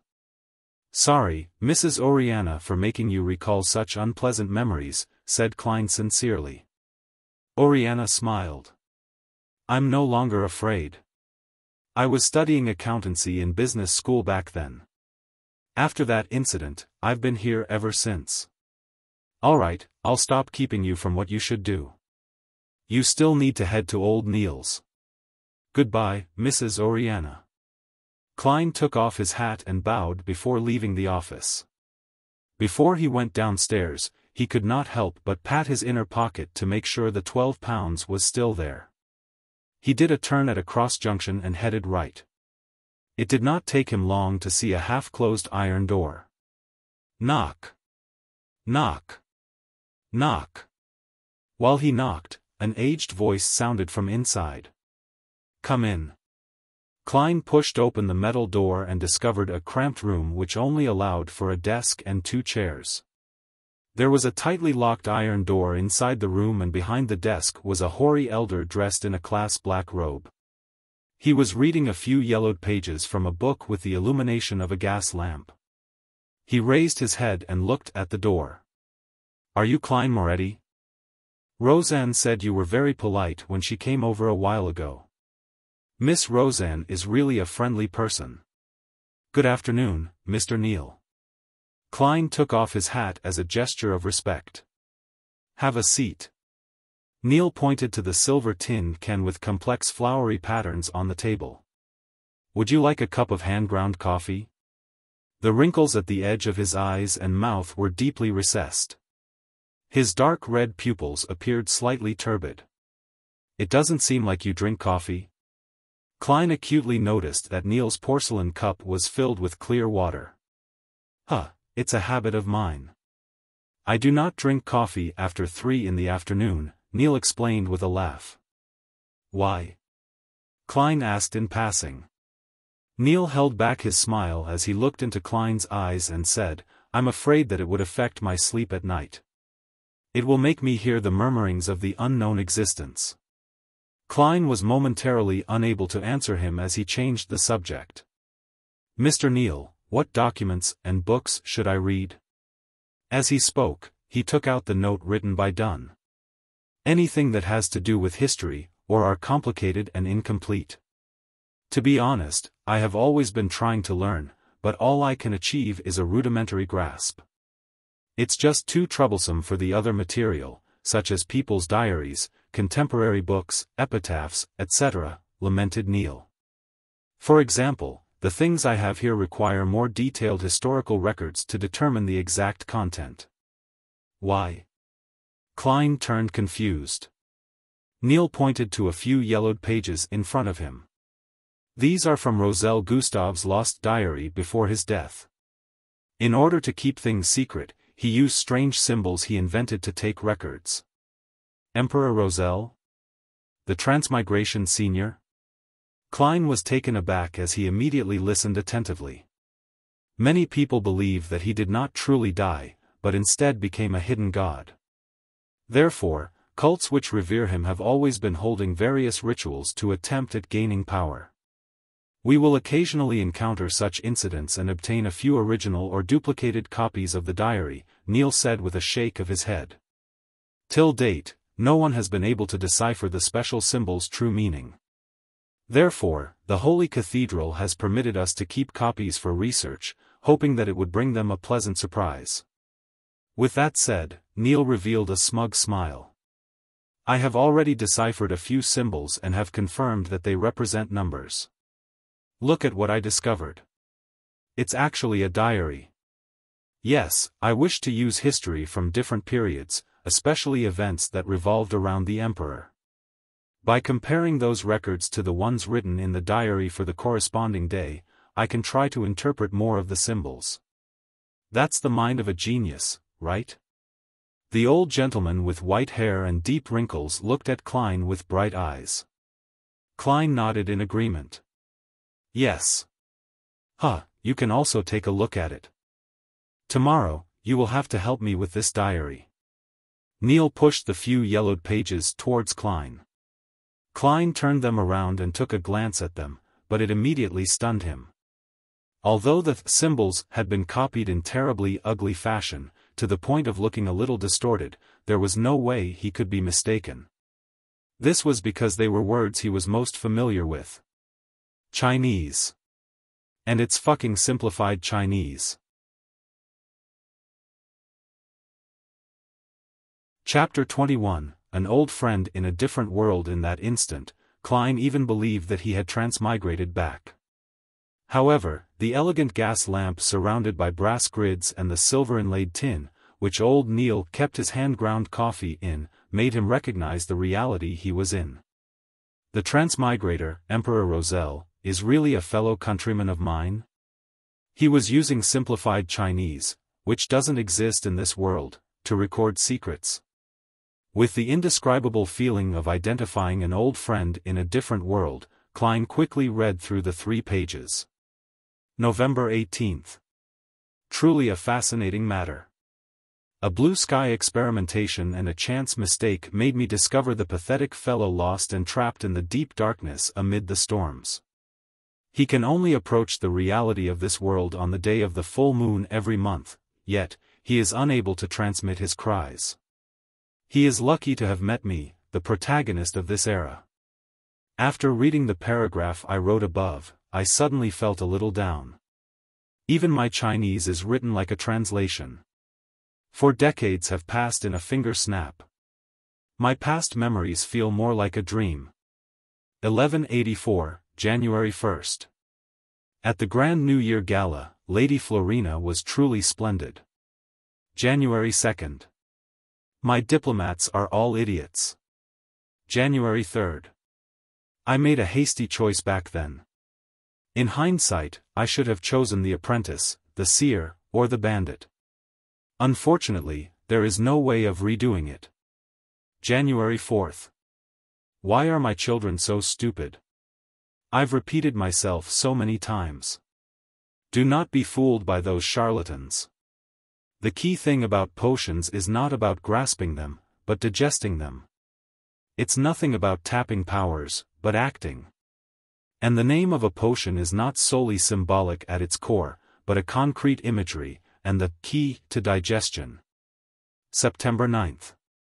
An alliance opposing me has been established. Faisak from the north, Lone from the east, Fainapotter from the south. My enemies have finally joined forces, but I have no fear. I will use facts to teach them that the generations of weapons and knowledge cannot be compensated by mere numbers and low-grade sequencers. Besides, it's not as though I do not have subordinates. As for the higher grades, heh. Have they forgotten who I am? September 23rd. I have lost communications with the ship seeking the forsaken land of the gods. I should consider inventing wireless telegraphs. I hope it would not be affected by the storm. September 24th. Miss Ithaca is more mesmerizing than Lady Florina. Perhaps, I'm just being nostalgic about my youth. Due to the complexity of characters in simplified Chinese, the font was slightly larger than normal, leading to less content on each page. Furthermore, for preservational and research purposes, the back of each page was left empty. But even so, Klein still felt an upheaval of emotions when he read the diary. In particular, Emperor Roselle's description of the crux of potions made him feel like he found the path to the solution. He was thrilled at having learned a priceless secret. Perhaps, this will be a beacon for my future path as a Beyonder. Well, the 3 pages belong to entries at different times. It seems Emperor Roselle only writes the year on the first entry of each year. It cannot be determined which year the 2 pages with September and November belong to. Who is the pathetic fellow he discovered? What do digesting and acting actually mean? Where is the forsaken land of the gods? These questions bubbled in Klein's head. It made him eager to immediately gather all of Emperor Roselle's diary and read it from cover to cover. Klein? At that moment, old Neil asked puzzledly across him. Klein jolted awake as he hurriedly covered it up with a laugh. I thought I would be the most special one. I was trying to decipher and interpret it. You are young indeed. Old Neil nodded, laughing. I once believed that I was the most special one as well. Klein flipped through the 3 pages in his hand, and after confirming that he had not missed anything, he handed it over to old Neil and thoughtlessly asked, "Do we only have these few pages? I want to see more of Emperor Roselle's diary." "Did you think there would be many?" Old Neil caressed the scripts as his wrinkles deepened from his scoff. "There are not many incidents a year that involve beyonders and mystery to begin with. Sigh, the major reason is the gradual extinction of extraordinary species in our northern continent. Without them, there won't be a lot of potions, causing the number of beyonders to reduce with time. Sigh, over the past few centuries, dragons, giants, and elves have become simply records in books. Even the sea folks are no longer seen near the coastal waters." Upon hearing this, Klein suddenly thought of a meme. He immediately said with a smile, "I think it's time to establish a Dragons and Giants Protection Association." Old Neil looked confused when he heard that. It took him quite some time to figure out what it meant. After figuring out its meaning, he rapped the table and laughed quite heartily in a not-so-gentlemanly manner. "Huh, Klein, you really are humorous. This is a tradition of our lone kingdom. It's good that young people have a sense of humor. I believe we shouldn't be overly narrow in scope. Why are we only protecting dragons and giants?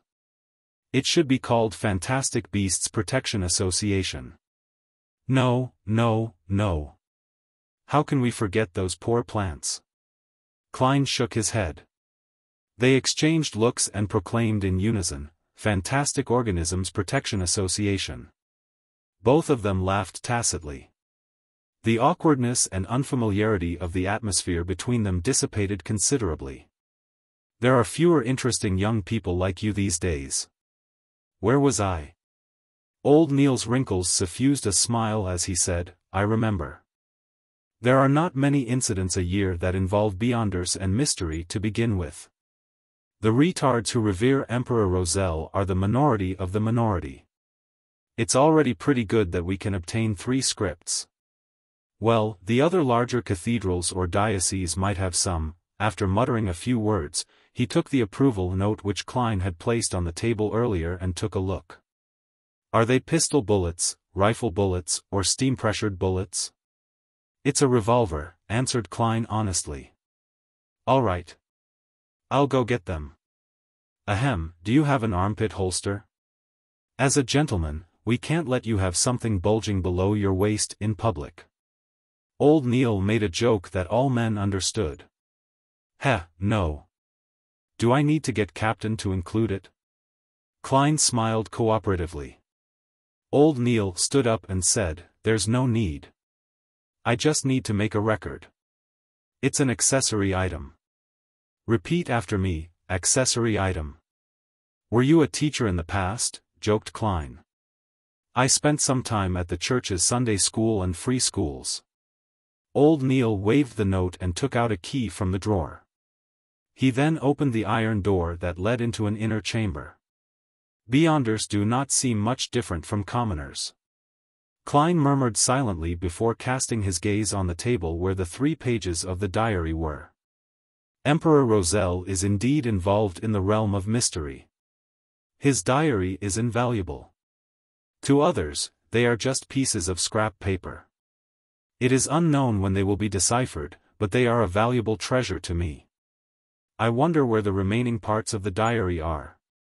I have to think of ways to get more. Klein's mind went through upheavals as he could hardly calm down. This continued until old Neil came out and closed the iron door. 10 demon hunting bullets, 30 revolver bullets. An oxhide armpit holster, and a 7th unit, Special Operations Department badge. Please count them and give them a try. Remember to sign the log book. Old Neil placed the items down on the table. The revolver bullets were arranged neatly in a paper box which was divided into 3 layers. The bullets shimmered with a yellow sheen just like the bullets back home, but they appeared narrower. As for the demon hunting bullets, they were kept in a small iron box. The shape was identical to regular revolver bullets, but their surface was silver in color. Upon a more careful examination, there were complicated and dazzling patterns with tiny sacred emblems, a black background dotted with stars and a half-crimson moon, engraved at the bottom. The ox-hide holster felt solid and it came with a belt and buckle. Beside it was a badge half the size of a palm. It had a metallic background with Awa County Police Department and 7th Unit, Special Operations Department, inscribed in silver text. They formed almost 2 sealed circles and surrounded the 2 crossed swords and a crown police emblem. Unfortunately, it's not a Nighthawk's badge, Klein said half wistfully and half probingly. Old Neil smiled and urged Klein to test the armpit holster. After he took off his jacket, Klein took quite a bit of effort to buckle up the holster, which hung close to his left armpit. Not bad. He put on his jacket again.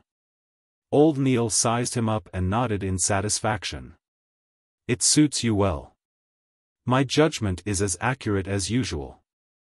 After putting away the other items into his pockets and signing the log book, Klein had a short, casual conversation with old Neil before leaving. Halfway, he slapped himself in the forehead. I forgot to learn more about the sequences and potions. It's all the fault of Emperor Rosel's diary. At this point, he was still unaware of what the first sequence of the complete pathway the Church of the Evernight Goddess possessed. All he knew was that it started with sequence 9. Roseanne had apparently mentioned something. The sleepless? Just as Klein was slowly walking towards the stairs, a person came down. He wore tight trousers which made movement easy. His white shirt was not tucked in, and he had a clear romantic temperament of a poet. He was none other than the black-haired, green-eyed police inspector who had previously came to search Klein's place. They had met upstairs previously, but they had not exchanged words. "Good afternoon," greeted the young poet like Nighthawk with a smile. "Good afternoon. I believe I do not need to introduce myself," answered Klein humorously. "There's no need. I have a deep impression of you." The young Nighthawk extended his right hand and said, "Leonard Mitchell. Sequence 8's Midnight Poet." Sequence 8. He's really a poet. Klein smilingly shook his hand as he returned with a question, "You have a deep impression of me?" Leonard Mitchell's green eyes were deep as he replied with a very faint smile. "You have a special disposition. He feels and sounds so gay." The corners of Klein's mouth moved slightly as he barely said with a smile, "I don't think so myself." "After encountering an accident like that, you remained alive despite not receiving our protection immediately. That makes you special enough." Leonard pointed ahead. "I have to replace Captain. See you tomorrow." "See you tomorrow." Klein turned to make way for the Nighthawk. As he walked to the ends of the stairwell, Leonard Mitchell suddenly turned around and stared at the stone-paved ground which was illuminated by the yellow sunset. He muttered into the air softly, "Did you manage to notice anything?" "Indeed, there's nothing special about him." Chapter 22, starting sequence. After he went up the stairs and returned to the reception hall, Klein was about to bid Roseanne farewell when he heard the brown-haired girl mention briskly, "Captain says that you can come on Monday. He wants you to settle your household affairs first." "All right." Klein never expected the Nighthawk's management to be so humane and accommodating. It made him feel a little grateful. He was planning on waking early the next morning and make use of the opportunity to wander around, to visit Tianjin University. He planned on informing the staff in charge of the interview that he was not participating in the follow-up interviews. After all, he had originally obtained the opportunity to make the interview because of his professor's recommendation letter. Regardless, it was basic courtesy to have formal closure. Even if it was not for himself, he had to respect his mentor's efforts. And in a world without telephones, where telegrams were charged by the character, and the fact that it would be too late to send a letter, he felt that taking the public carriage to the university was the most economical and suitable solution. Having received the captain's special approval, Klein did not need to tire himself out. He could wake up late and still make his way there on time.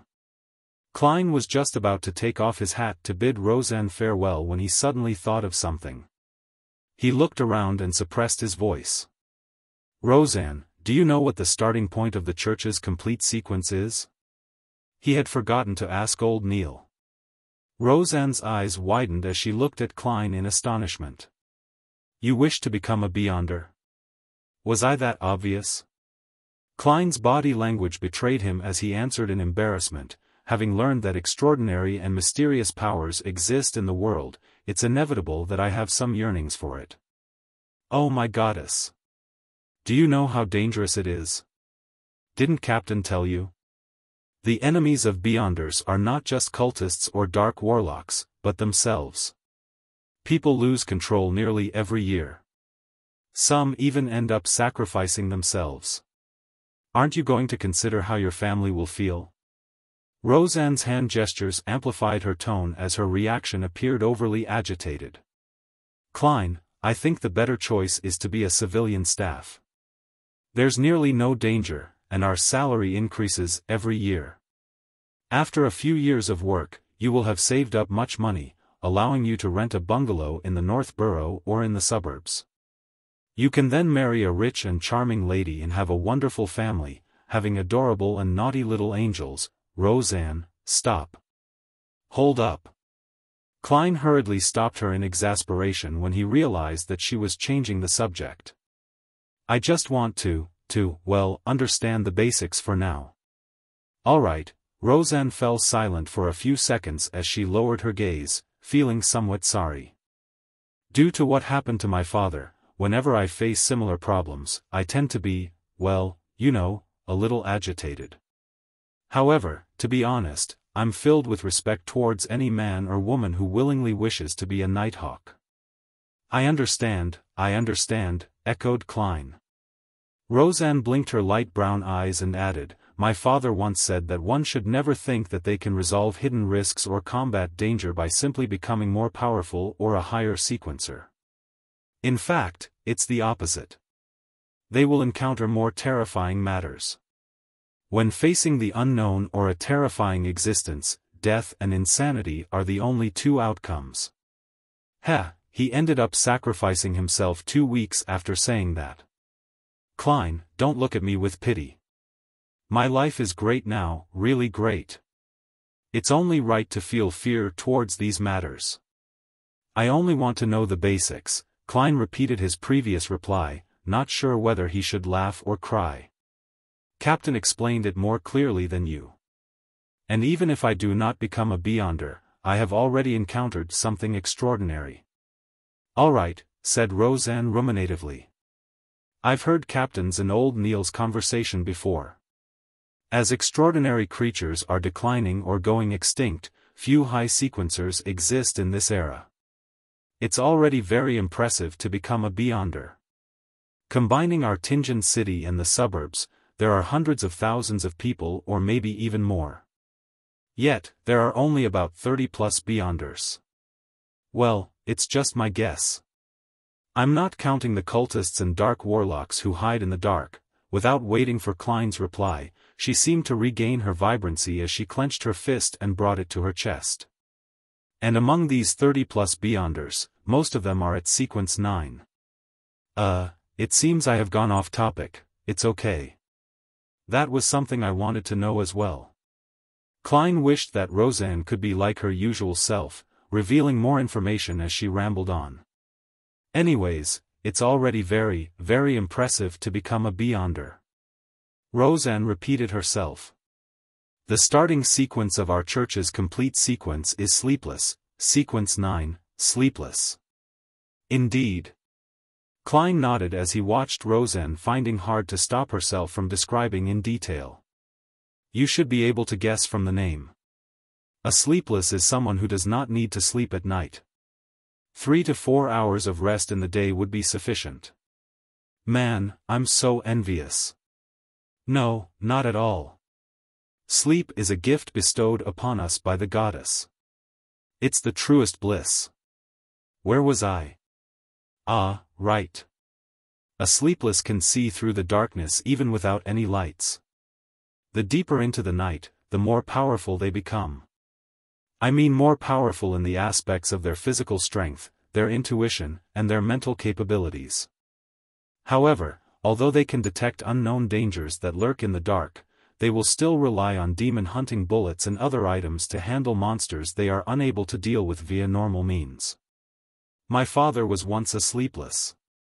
Without waiting for Klein to press on, Roseanne continued, after that, it's Sequence 8's Midnight Poet, and one level higher is Sequence 7's Nightmare.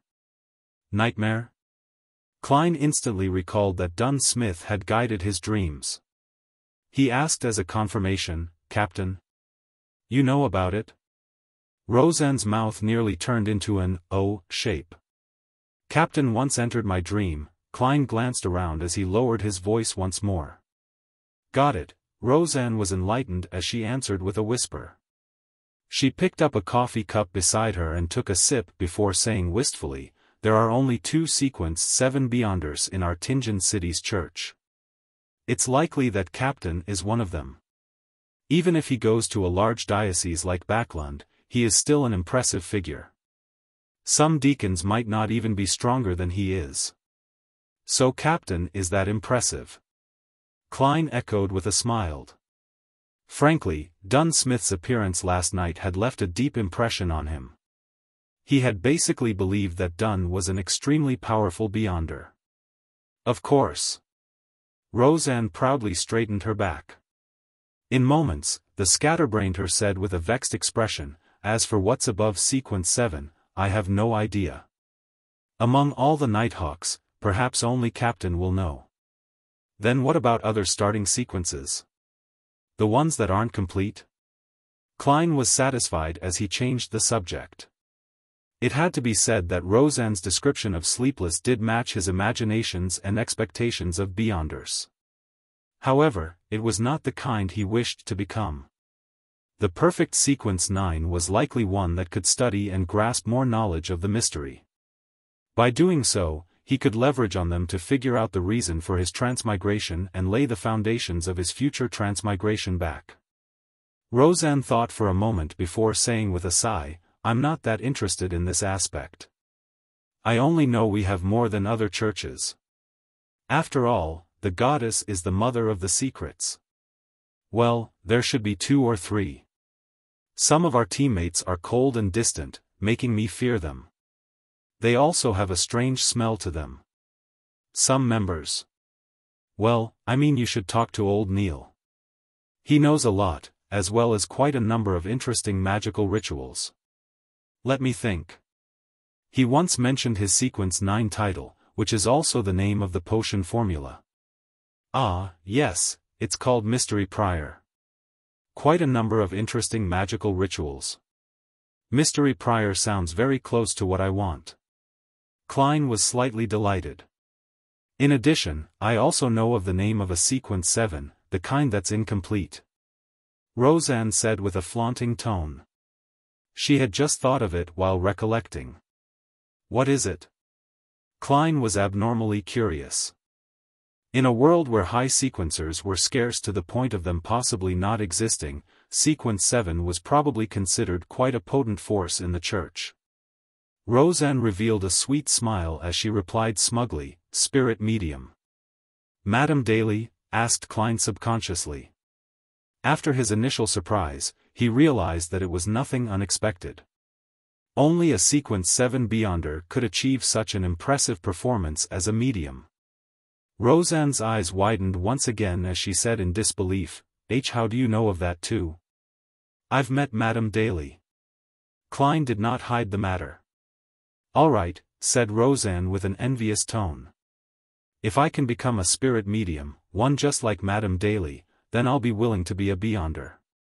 No, I'll consider it carefully for 10 minutes, yes, Madame Daly fulfills all my imaginations as a Beyonder, echoed Klein in a slightly exaggerated manner.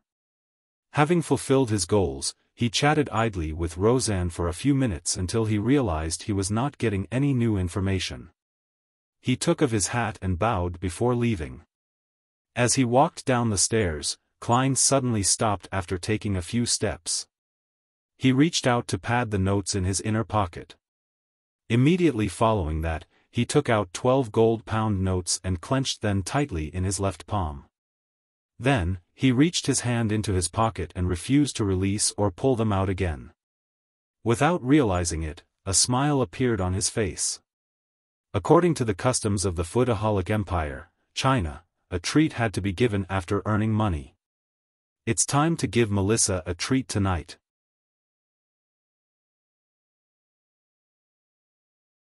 Chapter 23, Sidearm. As Klein walked down Zutland, and while taking in the warm, humid breeze, he suddenly realized something. He only had 3 pence of change. If he returned to Iron Cross Street via public carriage, it would cost him 4 pence. If he were to hand over a 1 gold-pound note, it would be akin to using a $100 bull to buy a bottle of cheap mineral water back on Earth. There was nothing wrong with that, but it was just quite awkward to do so.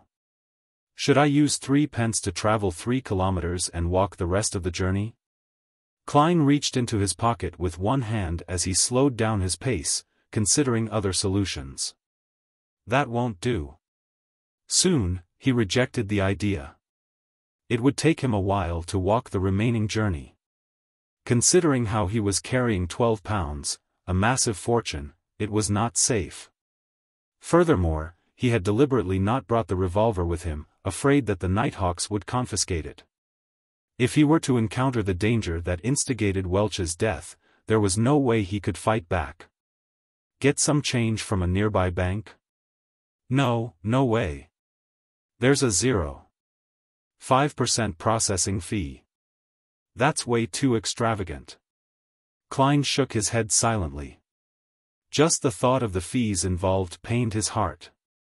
Having ruled out one solution after another, Klein's eyes suddenly lit up when he saw a clothing shop in front of him. That's right. Wouldn't the normal course of action be to buy something appropriately priced to get some change? A formal suit, shirt, vest, trousers, leather boots, and a cane were all within budget. They had to be bought sooner or later. Oh, it's very troublesome when fitting clothes. Besides, Benson knows more about this than me and he's better at bargaining. I should consider it only after he's back. Then should I buy a cane? That's right. As the saying goes, a cane is a gentleman's best choice of defense. It is half as good as a crowbar. A gun in one hand and a cane in the other is the combat style of a civilized person. After debating internally, Klein made up his mind. He turned around and entered the clothing shop, Wilker Clothing and Hats. The clothing store's layout resembled the clothing stores on Earth. The left wall was filled with rows of formal attires. The middle rows were decked with things like shirts, trousers, vests, and bow ties. On the right were leather shoes and boots placed inside glass cabinets. "Sir, may I help you?" A male salesperson dressed in a white shirt and red vest came over and asked politely. In Lone Kingdom, rich and powerful gentlemen of high standing enjoyed wearing black suits comprising of white shirts matched with black vests and trousers. Their colors were relatively monotonous, so they required their male servants, salespeople, and service attendants to dress more brightly and colorfully, in order to distinguish themselves from their masters. In contrast, ladies and mistresses wore dresses of all kinds in glamorous fashions. As such, maidservants would wear black and white. Klein thought for a moment before answering the male salesperson's question. A cane. Something that's heavier and harder. The kind that can crack the skulls of others. The red-vested salesperson sized up Klein furtively before leading him into the store. He then pointed at a row of canes in the corner. That cane inlaid with gold is made of iron-heart wood. It's both very heavy and hard, and costs 11 soles 7 pence. Do you want to give it a try? 11 soles 7 pence? Why don't you go rob a bank? Big deal with the gold inlay. Klein was shocked by the price. With an unperturbed expression, he nodded gently. All right. The salesperson took down the iron-heart wood cane and carefully handed it to Klein, seemingly afraid that Klein would drop and break the merchandise. Klein took the cane and found it heavy. He tried moving with it and discovered that he could not sway it smoothly as he wanted. It's too heavy. Klein shook his head in relief. This is not an excuse. The salesperson took back the cane and pointed at another 3 canes. This is made of walnut wood, created by Tianjin's most famous cane artisan, Mr. Hayes. It's priced at 10 solely 3 pence. This is made of ebony wood and inlaid with silver. It's an hard as iron, costing 7 solely 6 pence. This is made from the core of a white boley tree and also inlaid with silver, costing 7 solely 10 pence. Klein tried each one of them and found them of appropriate weight.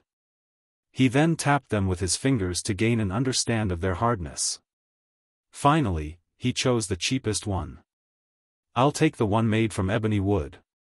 Klein pointed at the cane with the silver inlay which the salesperson was holding. No problem, sir. Please follow me to proceed with the payment. In the future, if this cane is scuffed or stained, you can hand it to us for handling for free. The salesperson led Klein to the counter.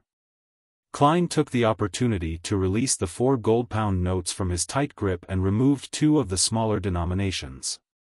Good day, sir. It will be 7 solely 6 pence. The cashier behind the counter greeted with a smile.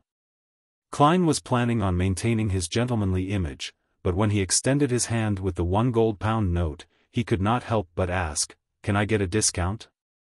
"Sir, what we have is all handcrafted, so our costs are very high," the salesperson beside him answered. "Since our boss isn't here, we are unable to lower the prices." The cashier behind the counter added, "Sir, sorry about that." "All right." Klein handed the note over and received the black silver inlaid cane. While waiting for the change to be given to him, he took a few steps back and distanced himself from them. He swung around his side arm as a test. Whoosh! Whoosh! Whoosh! The wind sounded heavy when the cane sliced through the air.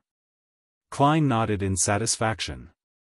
He looked forward again, prepared to see notes and coins, but was appalled to see the red-vested salesperson retreating far away. The cashier behind the counter had retracted into a corner, leaning close to a double-barreled shotgun hanging to the wall. The Lone Kingdom had a semi-regulated policy on firearms. To possess a firearm, one needed to apply for an all-purpose weapon usage certificate or a hunter's license. Regardless of which type, one could still not be in possession of restricted military firearms such as repeaters, steam-pressured guns, or 6-barrel machine guns. An all-purpose weapon usage certificate could be used to purchase or store any kind of civilian firearm, but earning the certificate was extremely troublesome. Even merchants of substantial standing might not be approved. A hunter's license was relatively easy. Even farmers in the suburbs could receive approval.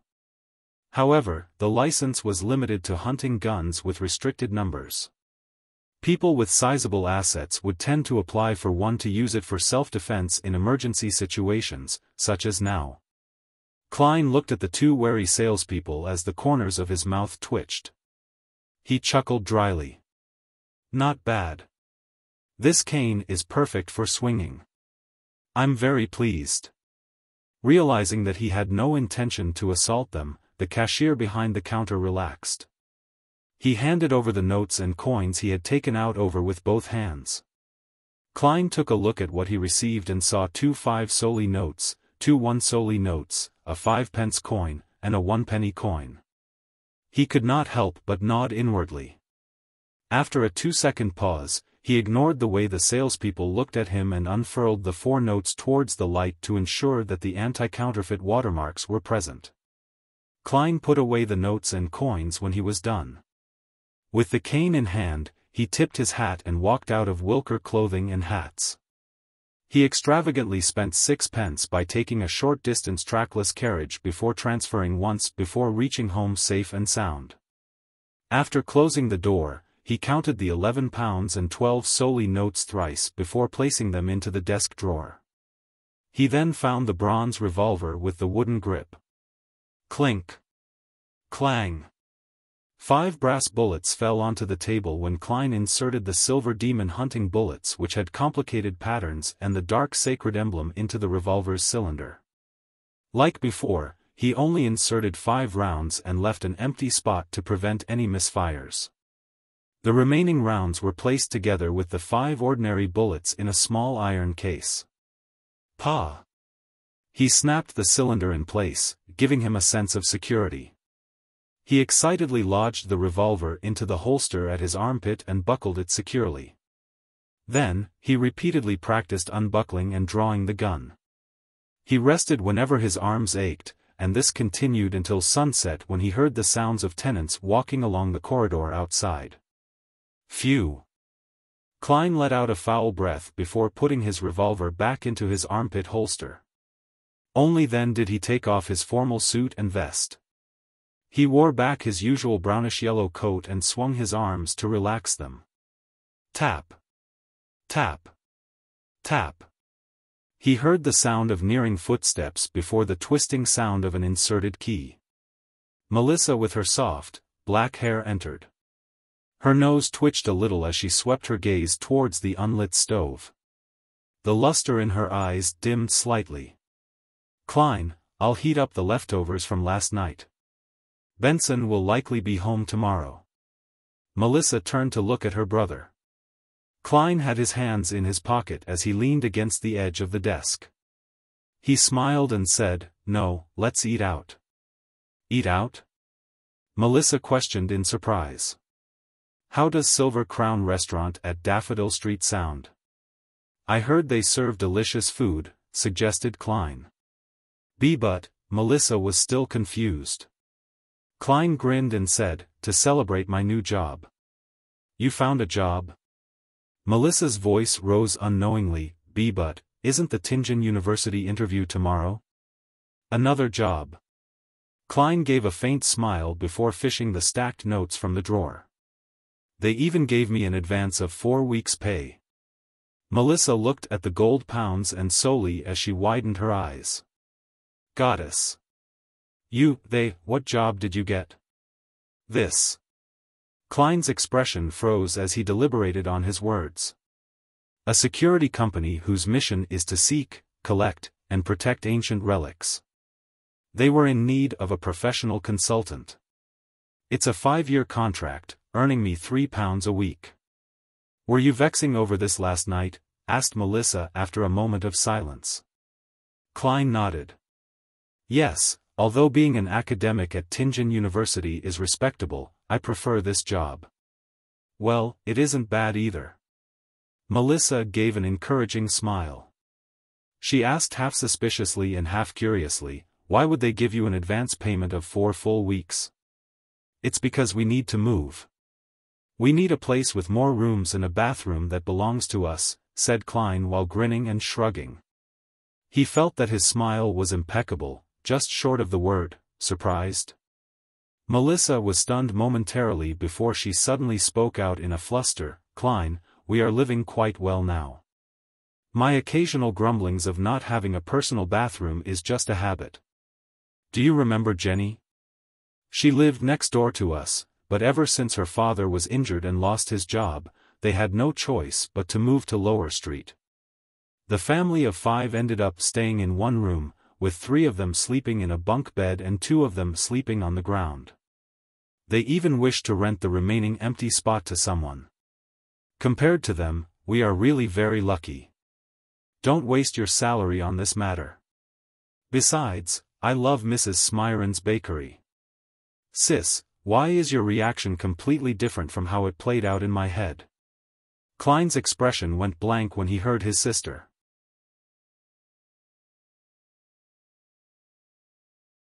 Chapter 24. Penny Pincher. The sky outside was gradually dyed golden as Klein looked into Melissa's eyes. He was momentarily at a loss for words, none of the lines he prepared could be used. He coughed lightly twice as he quickly racked his brains. Melissa, this isn't a waste of salary. In the future, my colleagues, as well as Benson's colleagues might visit. Are we going to host them in such a place? When Benson and I get married and have wives, are we still going to sleep in bunk beds? None of you have fiancés yet, right?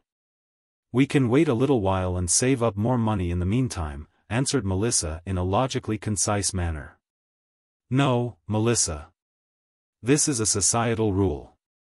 Klein was stumped and could only count on lofty principles. Since I'm earning £3 a week, I should look like I'm earning £3 a week. To be honest, having rented an apartment before with others, Zhou Mingrue was no stranger to his present living conditions as Klein. He was very used to it, but it was because of his past experience that he knew how inconvenient such an environment was for a girl. Furthermore, his goal was to become a beyonder and study mysticism to find his way home. In the future, he was bound to conduct some magical rituals at home. Having too many people in the apartment building made incidents prone to happen. Klein saw that Melissa was about to continue arguing, and hurriedly added, "Don't worry. I'm not planning to get a bungalow, but probably a terrace. Basically, it has to have a bathroom we can call ours. Also, I like Mrs. Smyron's bread, Tinjan biscuits, and lemon cakes too. We can first consider places near Iron Cross Street and Daffodil Street." Melissa pouted her lips slightly and fell silent for a moment before nodding slowly. "Besides, I'm in no rush to move either. We have to wait for Benson to return," said Klein with a chuckle. "We can't have him be shocked when he opens the door to find nothing, right? Imagine him saying in astonishment, 'Where are my things? Where are my siblings? Where's my home? Is this my home? Did I make a mistake? Goddess, wake me up if this is a dream. Why is my home gone after a few days of absence?'" His mimicking of Benson's tone made Melissa involuntarily smile as her eyes scrunched up and revealed her shallow dimples. No, Mr. Frankie would definitely be waiting by the door to get Benson to hand over the apartment keys. Benson wouldn't even be able to come up. The girl disparaged the miserly landlord. In the Moretti household, all of them would like to make Mr. Frankie the butt of their jokes for every trivial and major matter. It was all thanks to Benson who initiated this practice. "Right, there's no way he would switch locks for the tenants after us," Klein echoed with a smile. He pointed at the door and quipped, "Miss Melissa, shall we head to Silver Crown Restaurant for a celebration?" Melissa sighed gently and said, "Klein, do you know Selina? My classmate and my good friend?" Selina? An image of a girl with wine-red hair and deep brown eyes surfaced in Klein's mind. Her parents were Evernight goddess believers. They had named her after Saint Selina as a blessing. She was not yet 16, and was half a year younger than Melissa. She was a happy, cheerful, and outgoing lady. Yes. Klein nodded in affirmation. Her elder brother, Chris, is a lawyer. He currently earns close to £3 a week as well. His fiancée works part-time as a typist, described Melissa. They have been engaged for more than 4 years. To ensure a decent and stable life after marriage, they are still saving money to this very day. They have yet to go down the wedding aisle and plan to wait for at least another year. According to Selina, there are many people like her brother. They typically get married after 28. You have to make advanced preparations and save up. Don't squander your money. It's just a meal at a restaurant. Is there a need to preach at me? Klein was rendered at a loss whether to laugh or cry. After a few seconds of thought, he said, "Melissa, I'm already earning £3 a week, and I'll have increments every year. There's no need for you to worry. But we need to save some money in the case of any unexpected emergencies. For example, what if that security company suddenly closes down? I have a classmate whose father's company went bankrupt. He had to find temporary work at the pier and their living conditions turned terrible instantly. She had no choice but to quit school," advised Melissa with a serious expression. Klein extended his hand to cover his face. That security company and the government. Yes, has some connections with the government. It will not easily close down. But even the government isn't stable. After every election, if the party in power changes, many people will have their positions stripped off. It turns into a mess. Melissa retorted in an unyielding manner. Sis, you sure know a lot. Klein found the humor in his exasperation as he shook his head. All right then. Then I'll boil some soup with the leftovers from yesterday. Buy some pan-fried fish, a slab of black pepper beef, a small bottle of butter, and a cup of malt beer for me. Anyway, there should still be some celebration. They were commonly sold items by hawkers on Iron Cross Street. A piece of pan-fried fish was 6 to 8 pence, a not-so-big piece of black-peppered beef was 5 pence, a cup of malt beer was a penny, and a bottle of butter weighing about a quarter pound was 4 pence, but buying a pound of butter would only cost one solely 3 pence. The original Klein was responsible for buying ingredients during holidays, so he was no stranger to the prices. Klein did a mental estimate that Melissa would need about one solely 6 pence.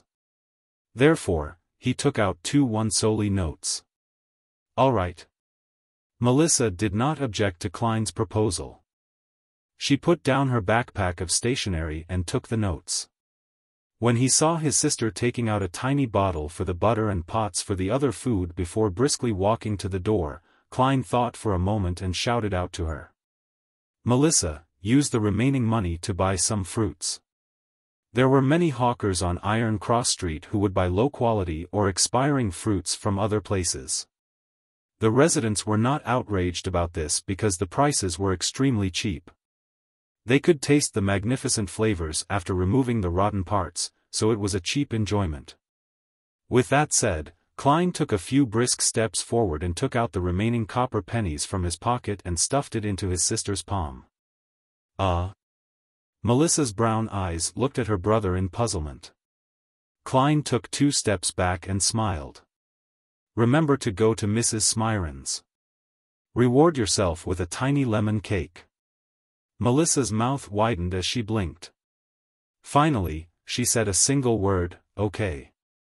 She quickly turned around, opened the door, and ran toward the stairwell. A river tore through the land, with cedar and maple trees lining the banks, the air so fresh, it was intoxicating. Klein, who was here to put closure to his interview, had his revolver with him. He held his cane and paid 6 pence for the public carriage. He walked down a cemented path and approached a 3-story stone building which was shaded by greenery. It was Tianjin University's administrative block. It's truly worthy of being one of the 2 major universities of the Lone Kingdom, with this being his first time here, Klein sighed as he walked. Compared to Tianjin University, Koei University right across the river could only be described as shabby. Heave-ho! Heave-ho! Voices approached slowly as 2 rowing boats made their way upstream across the Koei River. Oars were being rowed in an orderly and rhythmic manner. This was a rowing sport that was popular among all the universities in Lone Kingdom. With Klein requiring a scholarship to finance his university studies, he, Welch, and the others had joined Koei University's rowing club and were pretty good at it. This is youth. Klein stopped and looked into the distance before sighing wistfully. Such sights would no longer be seen in another week since school would break for summer. As he proceeded down a road sheltered by trees, Klein stopped by a 3-story stone building. He entered after successfully registering himself and easily found his way to the office of the person who had tended to him the other time. Knock. Knock. Knock. He knocked lightly on the half-closed door. Come in. A man's voice sounded from inside. A middle-aged instructor dressed in a white shirt and black tuxedo frowned when he saw Klein enter. There's another hour until the interview. Mr. Stone, do you still remember me? I'm a student of Senior Associate Professor Cohen, Klein Moretti. You have read my recommendation letter before. Klein smiled as he took off his hat. Harvin Stone stroked his black beard and asked, puzzled, is there something wrong? I'm not in charge of interviews.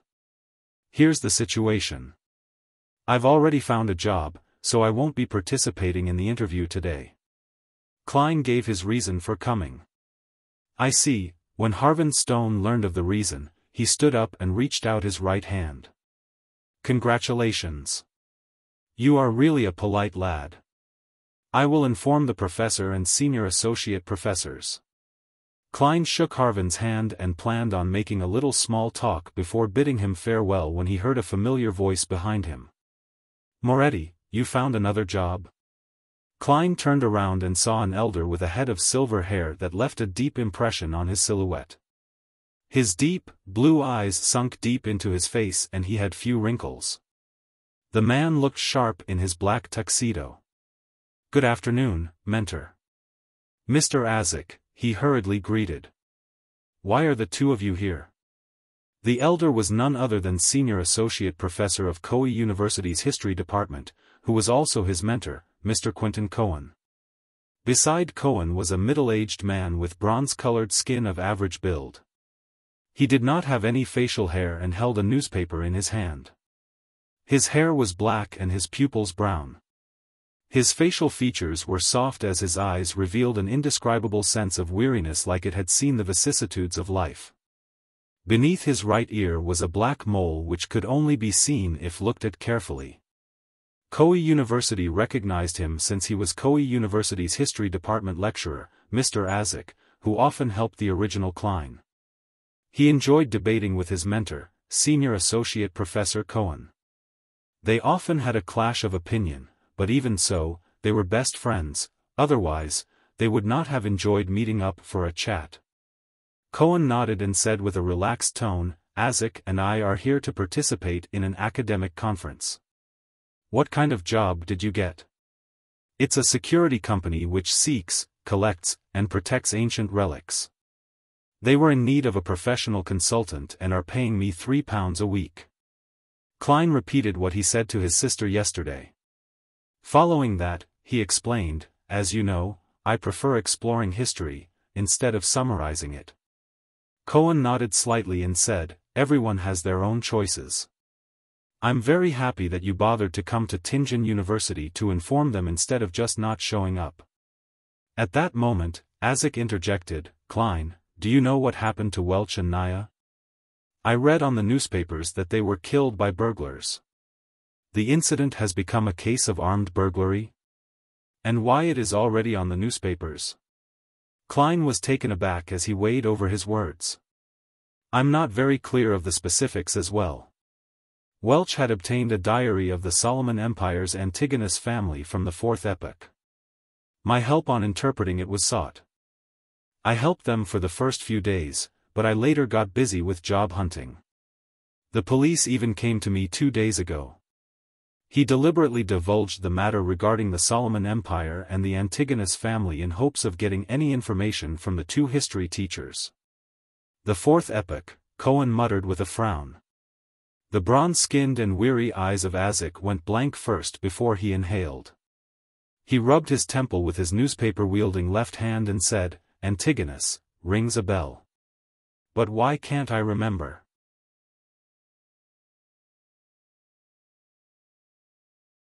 Chapter 25, Cathedral. While Azik muttered to himself, he subconsciously shot a glance at Quentin Cohen, seemingly hoping for hints to jolt his memories. Cohen, with his deep-set blue eyes, shook his head without any hesitation. I do not have any impression of it. All right then. Perhaps, it just shares a root word. Azik lowered his left hand and gave a self-deprecating laugh. Klein was rather disappointed with the outcome, and he could not help but add on. Mentor, Mr. Azik, as the both of you know, I'm very interested in exploring and restoring the history of the Fourth Epoch. If you ever recall anything or obtain relevant information, could you please write to me? No problem. As a result of Klein's actions today, the silver-haired senior associate professor was rather pleased with him. Azik also nodded and said, Is your address still the same as before? For now, but I'll be moving soon. I'll write a letter to inform you when the time comes, replied Klein in a respectful manner.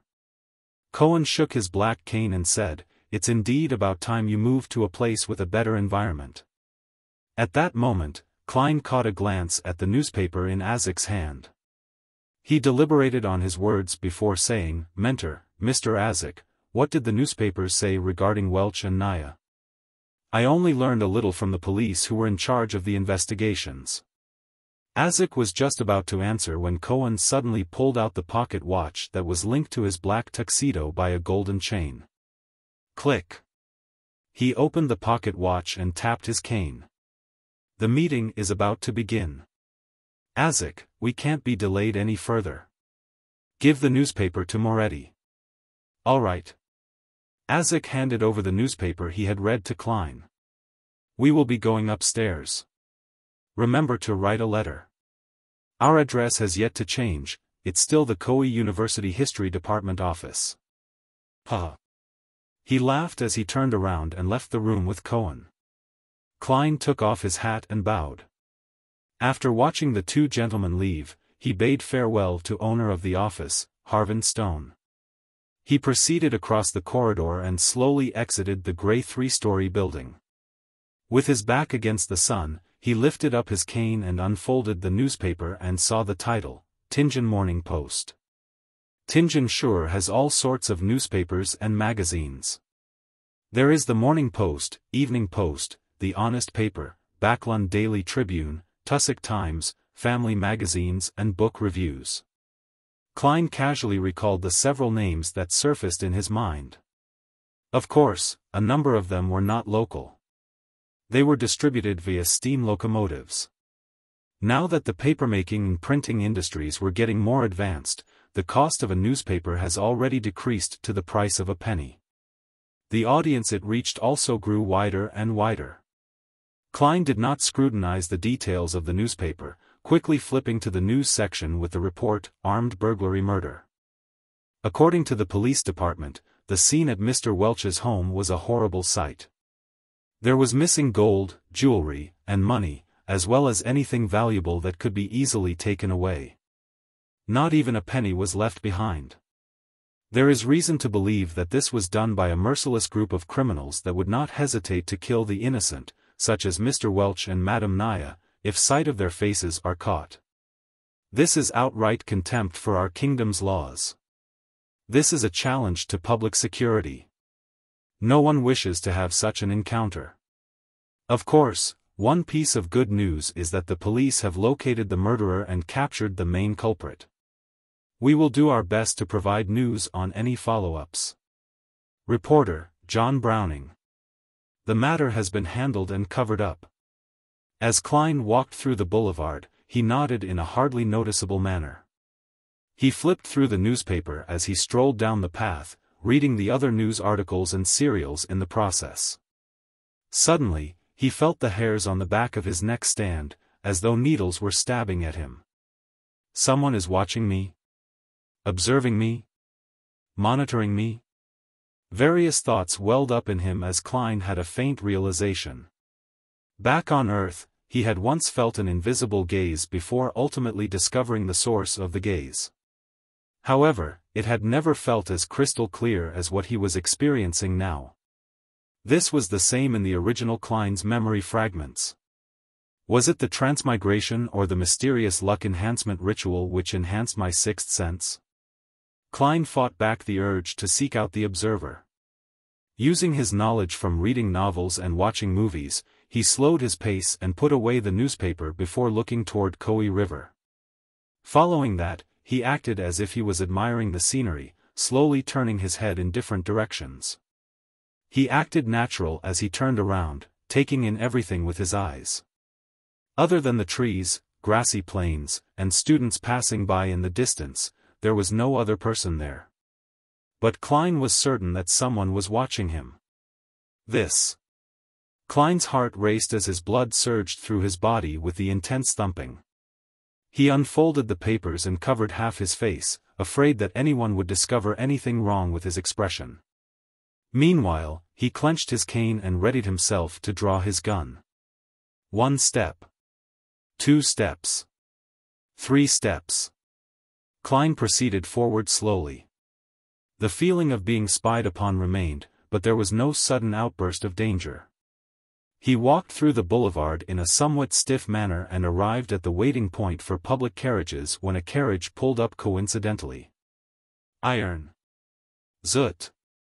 No, Champagne Street. Klein continually dismissed his thoughts. He originally planned on heading home immediately, but he was afraid of leading an observer of unknown motives to his apartment. Following that, he thought of heading to Zutland Street to seek help from the Nighthawks or his colleagues. However, he thought otherwise, afraid that he would end up alerting his enemy and expose the Nighthawks.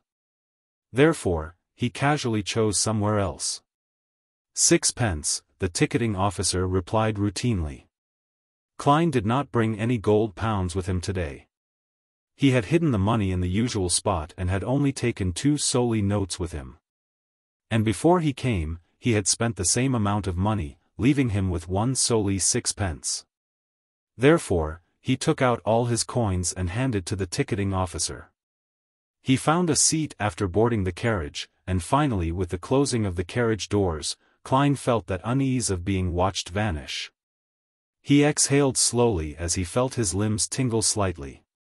What do I do? What should I do next? Klein looked out the carriage as he racked his brains for a solution. Until he was clear about the intentions of the person watching him, Klein had to assume that there was malicious intent. Many thoughts sprang up in his mind, but he dismissed them. He had never experienced such an event, and had to use a few minutes to organize his ideas.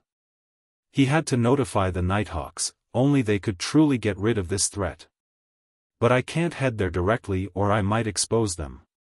Perhaps, that might be their goal. Following this train of thought, Klein crudely surmised various possibilities as his thoughts turned clearer. FFFFFFFF. He exhaled as he regained some semblance of composure. He looked seriously at the scenery outside flying past him. There were no accidents along the way to Champagne Street, but when Klein opened the door and stepped out of the car, he immediately had the uneasy feeling of being watched again.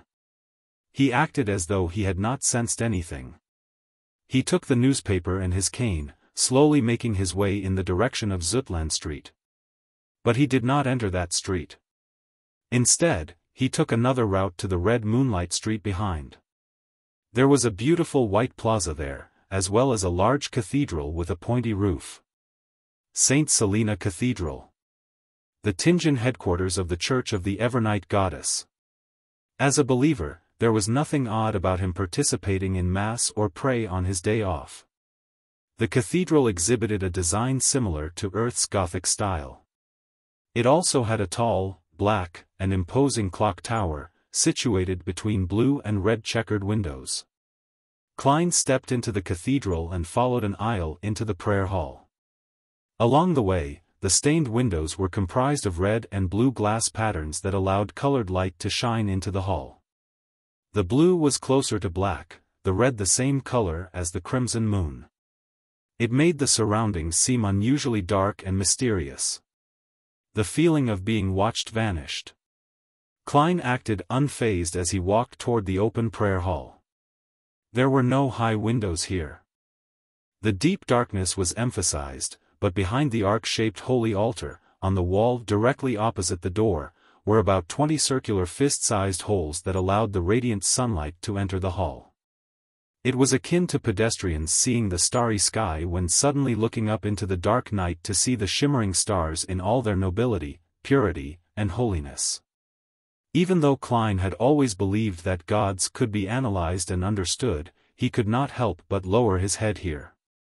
The bishop was preaching in a gentle tone as Klein silently made his way down the aisle that split the pews into 2 columns. He searched for an empty area close to the passageway before slowly taking a seat. Leaning his cane onto the back of the pew in front of him, Klein took off his hat and placed it onto his lap together with the newspaper. Then he clasped his hands together and lowered his head. The entire process was done slowly and routinely as though he was really there to pray. Klein closed his eyes as he silently listened to the bishop's voice in the darkness. Lacking clothes and food, they have no covering in the cold. They are drenched by rains, and huddle around the rocks for lack of shelter. They are orphans snatched from the breast, hope lost on them, they are the poor that have been forced off the proper path. The Evernight did not forsake them, but bestowed them with love. Echoes amplified as they entered his ear. Klein saw a swath of darkness in front of him as he felt his spirit and mind cleansed. He calmly took it in until the bishop finished his preachings and ended Massachusetts. After which, the bishop opened a confessional door beside him. Men and women began lining up. Klein opened his eyes and donned his hat once more. With his cane and newspaper, he stood up and found his place in line. It was his turn after more than 20 minutes. He stepped in and closed the door behind him. There was darkness in front of him. "My child, what do you wish to say?" The bishop's voice sounded from behind the wooden damper screen.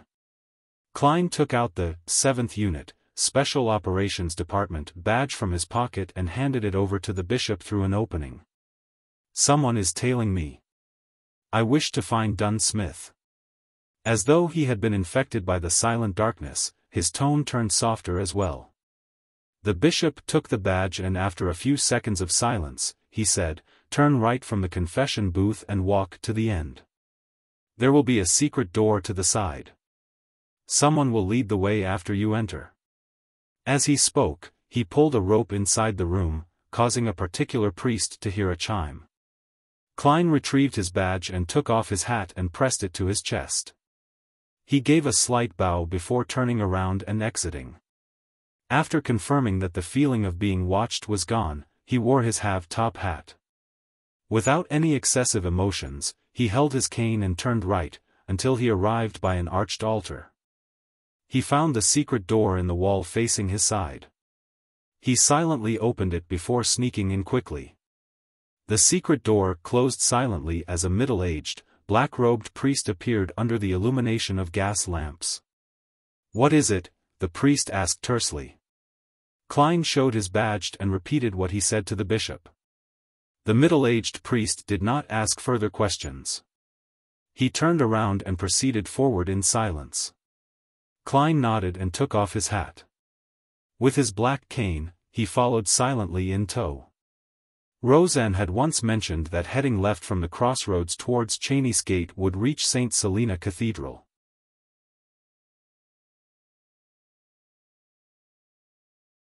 Chapter 26, Practice Tap. Tap. Tap. The sound of footsteps echoed through the dark, narrow corridor, which was otherwise silent. Klein kept his back straight as he kept up with the priest's pace. He did not pose questions or chat idly with him, remaining silent like a windless body of water. After passing through the heavily guarded passageway, the priest opened a secret door with a key and pointed down a stairwell made of stone.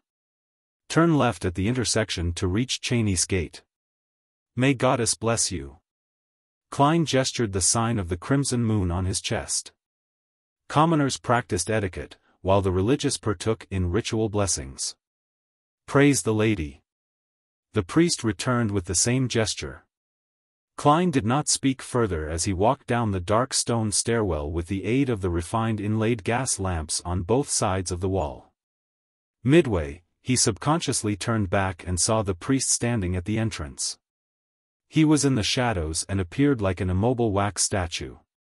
Klein looked away and continued to proceed down. It did not take long before he hit ground laid with ice-cold stone slabs. This led him to the intersection. He did not turn towards Cheney's Gate because Dunn Smith, who had recently finished his shift, was definitely not there. He turned right and saw the familiar path. Klein went back up another flight of stairs and appeared inside Blackthorn Security Company. Seeing doors that were tightly shut or half-closed, he did not rush into them. Instead, he went to the reception and saw a brown-haired girl focused on a magazine with a sweet smile. "Hi, Roseanne." Klein came to her side and deliberately rapped the table. "Knock." Roseanne stood up suddenly and knocked over a chair and said in a fluster, "Hi, nice weather today." "Why you, Klein, why are you here?" She patted her chest and heaved a few sighs of relief. She was like a young lady afraid that her father had caught her skiving. "I need to find Captain," answered Klein simply. "You gave me a fright. I thought Captain came out." Roseanne glared at Klein. "Don't you know how to knock?" "Humph, you should be thankful that I'm a tolerant and kind woman." "Well, I do prefer the term lady. Is there a reason why you are looking for Captain?" "He's in the room opposite Mrs. Oriana." Even though he felt uptight, Klein was so amused by Roseanne he smiled. He pondered for a moment before saying, "A secret." Roseanne's eyes widened, and while she reeled in her disbelief, Klein did a slight bow before bidding her farewell. He went through the reception's partition and knocked on the door of the first office on the right. "Come in." Dunn Smith's deep and gentle voice sounded. Klein pushed the door and opened before closing the door behind him. He took off his hat and bowed. "Good morning, Captain." "Good morning, how can I help you?"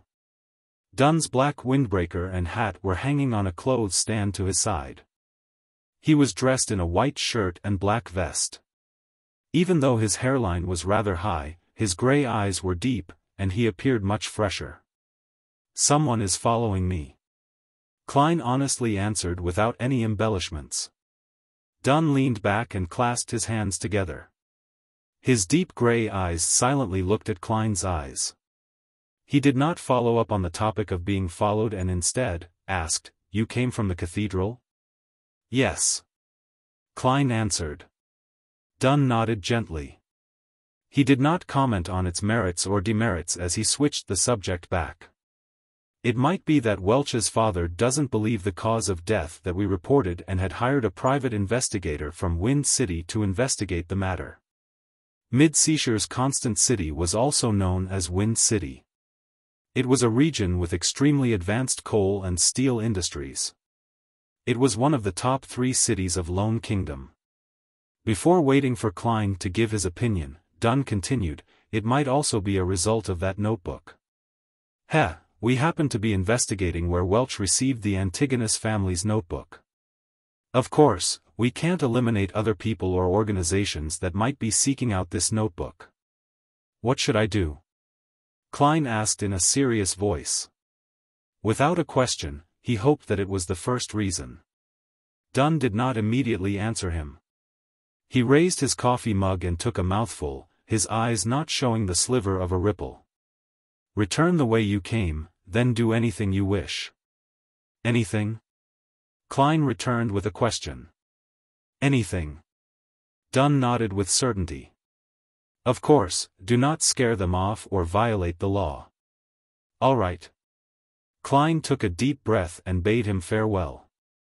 He left the room and went back underground. He turned left at the intersection, and bathed in the light from the gas lamps on the 2 walls, he arrived silently to the empty, dark, and cold passageway. The sound of his footsteps echoed, making him sound more alone and terrified. Soon, Klein arrived at the stairwell. He went forward and saw a shadow standing there, the middle-aged priest. The two did not say a word when they met. The priest turned around in silence and made way. He proceeded silently before returning to the prayer hall. The circular holes behind the arched altar were still as pure and bright, while the darkness and silence of the building's interior remained. There were still men and women lining outside the confessional, but much fewer than before. After waiting for a moment, Klein slowly left the prayer hall with his cane and newspaper as though nothing had ever happened, successfully leaving St. Selena Cathedral. The moment he walked out, he saw the burning sun. He immediately regained the familiar feeling of being observed. He felt like he was prey being eyed by a hawk. Suddenly, a question surfaced in his mind.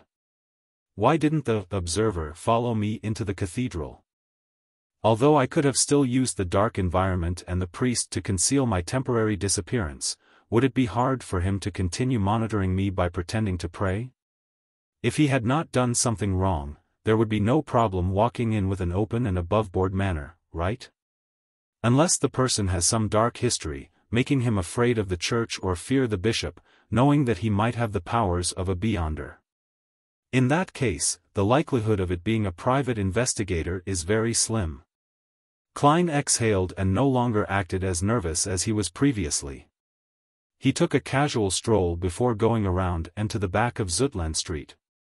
He stopped at an ancient-styled building with mottled walls. The address on the door was 3. Its name was the Zutland Shooting Club. Part of the police department's underground shooting range was open to the public as a way to earn some additional funds. Klein went in and the feeling of being watched vanished instantly. He took this opportunity to hand over his Special Operations Department badge to the attendant. After a short verification, he was led underground to a small, confined shooting range. 10-meter target.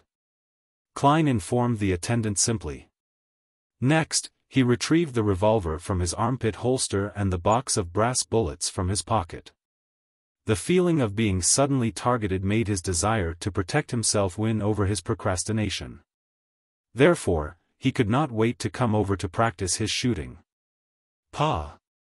After the attendant left, he flicked open the cylinder and removed the silver demon hunting bullets.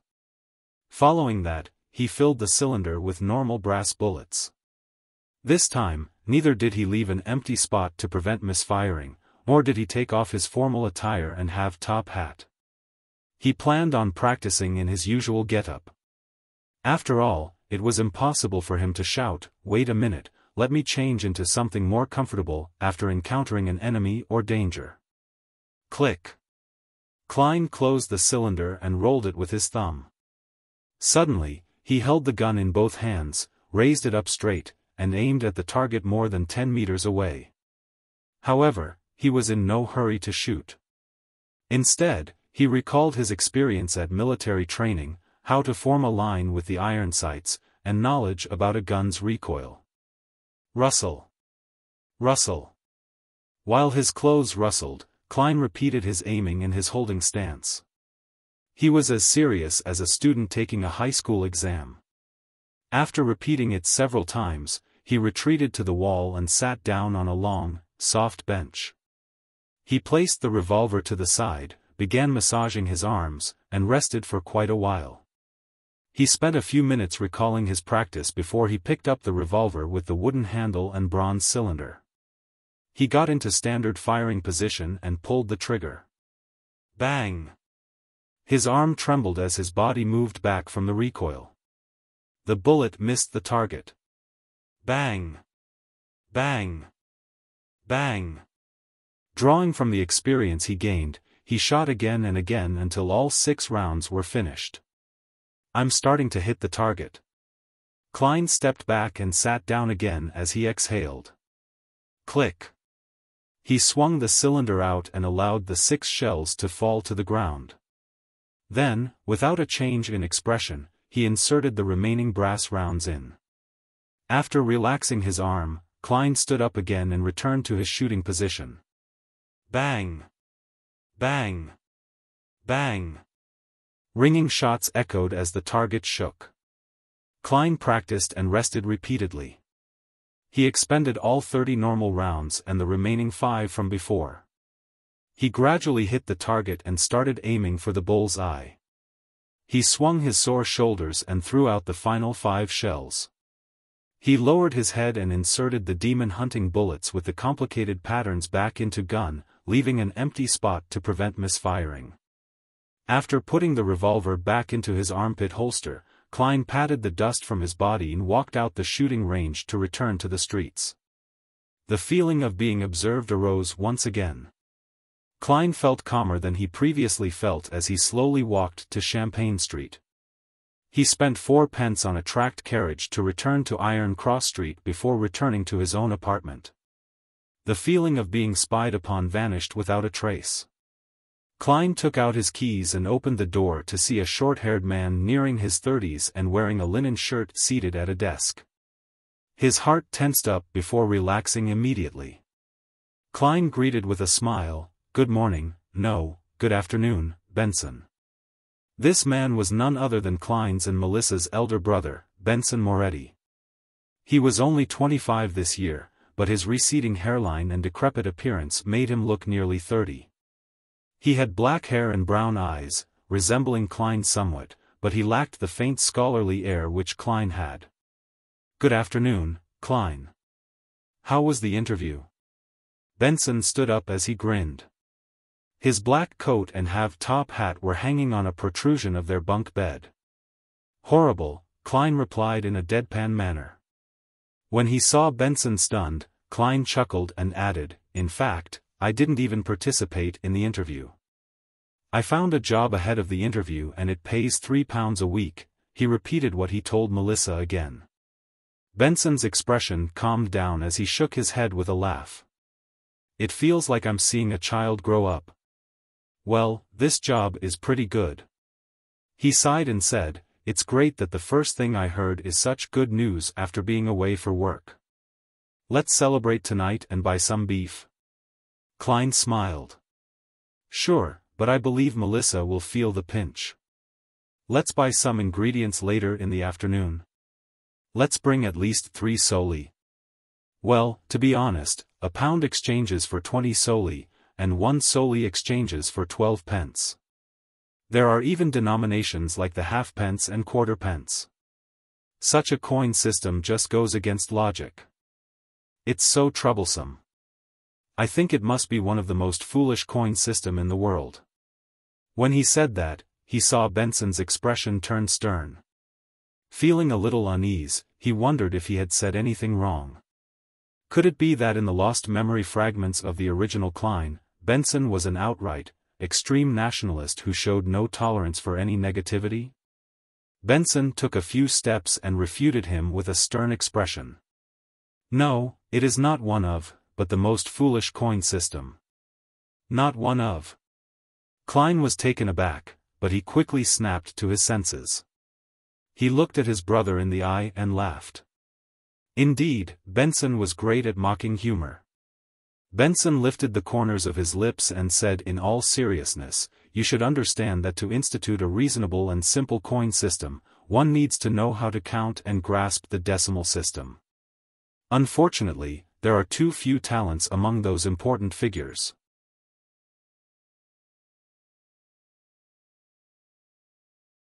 Chapter 27, Siblings Dinner. It's simply sharp and incisive. Klein burst out in laughter. Using the rich experience he had from his previous incarnation, he added another insult. In fact, there is no evidence to suggest that those important figures have any brains at all. "Good. Very good." Benson roared with laughter as he gave a thumbs up. "Klein, you are a lot more humorous than before." After taking a breath, he continued, "I have to go to the pier in the afternoon. I'm only off work tomorrow. After that I'll have time to go to Tianjin City Housing Improvement Company with the both of you. Let's see if they have cheap and good terrace houses for rent. Also, I need to pay Mr. Frankie a visit." "Our landlord?" the perplexed Klein asked. "Does our current landlord have some terrace houses from pretty good districts under his name?" Benson shot his brother a glance and said, amused, "Have you forgotten the 1-year rental contract we have with him? It has only been 6 months. Hiss. Klein immediately drew a gasp of cold air. He had really forgotten the matter. Although rent was paid once a week, the lease was a year long. If they were to move now, it was equivalent to a breach in contract. If they were taken to court, they would have to compensate large sums of money. "You are still lacking in societal experience." Benson touched his receding black hairline and said wistfully, "This was a clause I fought so hard back then. If not, Mr. Frankie was only willing to lease it to us for 3 months each contract. To those with money, landlords would sign leases for a year, 2 years, or even 3 years to seek stable income. But for us, the past US, and our neighbors, landlords would have to be constantly worried that something bad might happen, depriving them of their rent. Therefore, they would only sign short-term contracts. In that case, they can offer to raise prices according to the situation." Klein summarized and added, using the original Klein's memories and his own experience as a tenant. Benson sighed and said, "This is the cruel reality of today's society. Alright, you don't have to worry. The issue with the contract can be easily resolved. To be frank, even if we owe him a week's rent, Mr. Frankie would have immediately thrown us out and confiscated whatever valuable items we have. After all, his intelligence is below that of a monkey's. There's no way he can comprehend overly complicated matters. Upon hearing this, Klein suddenly recalled a particular Sir Humphrey's meme. He shook his head and said seriously, "No, Benson. You are wrong." "Why?" Benson was puzzled. "Mr. Frankie's intelligence is still slightly higher than a monkey's," Klein replied in all seriousness. Just as Benson seemed to smile in response, he added, "If he is on form." "Huh." Benson lost it and burst out in laughter. After a series of rapturous laughter, he pointed at Klein, momentarily unable to put his thoughts in words. Only then, he returned to the topic at hand. "Of course, as a gentleman, we cannot employ such shameless tactics. I will discuss this with Mr. Frankie tomorrow. Believe me, he's easily convinced, easily." Klein had no doubts regarding Benson's point. The existence of the gas pipes was excellent proof. After some idle chatter between the brothers, the remnants of pan-fried fish from the previous night were made into a soup with some vegetables. During the boiling process, the steam moistened the rye bread. Smearing a little butter on the bread, Klein and Benson had a simple meal, but they were very satisfied with it. After all, the fragrance and sweetness of butter brought them endless aftertastes. After Benson left, Klein headed to the lettuce and meat market with 3 solely notes and some spare pennies. He spent 6 pence on a pound of beef and 7 pence on a fresh and succulent fish with few bones. Additionally, he bought potatoes, peas, radishes, rhubarbs, lettuce, and turnips, as well as spices such as rosemary, basil, cumin, and cooking oils. During this entire time, he continued to feel like he was being watched, but there was no physical interaction. After spending some time at Smyron Bakery, Klein returned home and began weightlifting with heavier items such as books to train his arm strength. He had planned to exercise by military boxing, which he learned from his compulsory military stint for students. However, he had already forgotten the radio exercise routines from school, much less boxing, which was only taught during the military stints. Exasperated, he could only do something simpler. Klein did not overexert himself since it would lead to fatigue and thus put him in greater danger. He took an appropriate break and began reading the original Klein's notes and study material. He wished to read anything regarding the Fourth Epoch again. In the evening, Benson and Melissa sat in front of a desk. The food was placed neatly like children in upper primary school.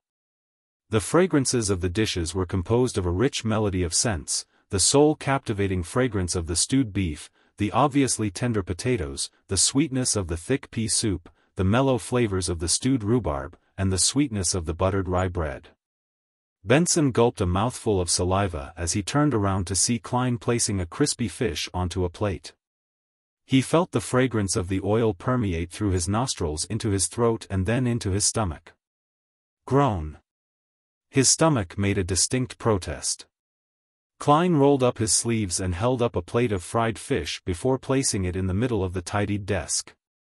Following that, he returned to the cupboard and took out 2 large cups of ginger beer and placed them where he and Benson sat. He smiled at Melissa and took out a lemon pudding as if he were performing a magic trick. "We'll have beer, while you'll have this." "Thank you." Melissa took the lemon pudding. When Benson saw this, he raised his calm and said with a smile, "This is to celebrate Klein's finding of a decent job." Klein raised his cup and clinked it with Benson before clinking it with Melissa's lemon pudding. "Praise the lady." Gulp. He tilted his head back and drank it down. The spicy feeling warmed his gullet, bringing him great aftertastes. Despite its name, ginger beer did not contain any alcohol. It was a mixture of the ginger's spiciness and the sourness of lemon that made it taste similar to beer. It was a kind of beverage that both women and children found acceptable. However, Melissa did not like the taste of it. Praise the lady. Benson drank a mouthful as well while Melissa took a nibble of the lemon pudding. She chewed at it repeatedly before swallowing it down unwillingly. Give it a try. Klein put down his cup and picked up his fork and spoon and pointed at the tableful of food. He was most pessimistic of his thick pea soup. After all, he had never eaten something so strange on Earth. All he could do was adapt the recipe from the original Klein's memory fragments. As the eldest brother, Benson did not stand on ceremony as he dug up a spoonful of mashed potatoes and stuffed it into his mouth. The beaten potatoes were boiled thoroughly and mixed with the faint taste of lard and just enough salt. It whetted his appetite and made him salivate. Not bad. Not bad, praised Benson vaguely. It's much more delicious than the one I had back at work. They only used butter. This is one of my specialties after all. Klein accepted the praise. It's all thanks to the teachings of the chef at Welch's place. Melissa looked at the beef soup. The green basil leaves, the green lettuce heads, and the radishes were submerged in the colorless soup, covering the tender beef. The soup was clear and its fragrance tantalizing. She forked a piece of beef and placed it in her mouth to chew.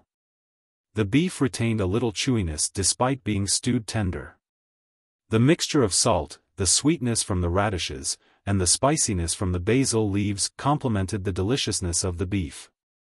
She seemed to give her approbation, but she could not stop her chewing.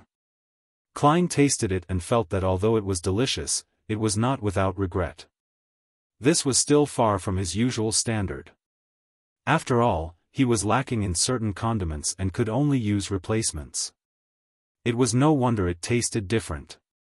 Of course, even with the best standards, one could only make do with the dishes they cooked personally.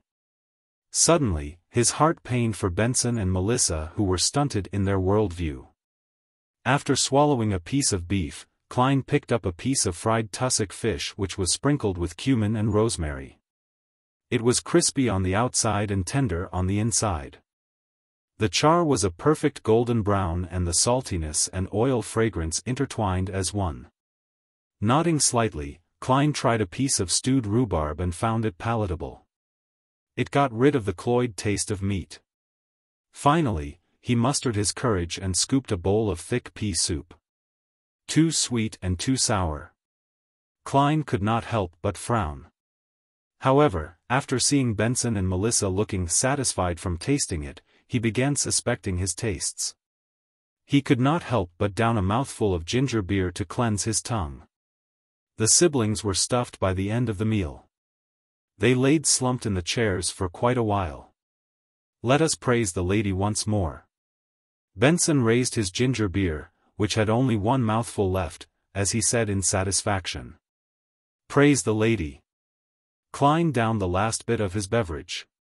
Praise the lady. Melissa finally put the last bit of lemon pudding into her mouth and enjoyed the flavors swishing through her mouth.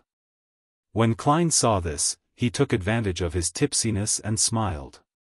Melissa, that's not right. You should eat the thing you find most delicious thing at the beginning. That way, you can fully appreciate its most delicious aspects. Tasting it when you are filled and satiated will not do the food justice. No, it's still as delicious as it can be, answered Melissa firmly and stubbornly. The siblings had a happy chat, and after digesting their meals, they cleaned up the plates, cutlery, and stored the oil which was used to fry the fish. After busying themselves, it was revision time. One refreshed his accounting knowledge while another continued reading the study material and notes. Time was spent to its fullest. At 11, the siblings extinguished the gas lamp and went to bed after washing up. Klein felt groggy as he stared at the darkness in front of him. A figure wearing a black windbreaker and half-top hat appeared suddenly in Klein's vision. It was Dunn Smith. Captain. Klein jolted awake and knew he was dreaming. Dunn's gray eyes remained calm, as though he was mentioning something trivial. Someone has sneaked into your room. Pick up your revolver and force him to the corridor. Leave the rest to us. Someone has sneaked into my room. The observer has finally taken action. Klein jumped in fright, but did not dare ask further. All he did was nod and say, "All right." The scene before his eyes changed immediately as a swath of colors appeared like the bursting of bubbles. Klein's eyes opened as he carefully turned his head. He looked toward the window and saw a thin but unfamiliar back standing at his desk, rummaging for something in silence.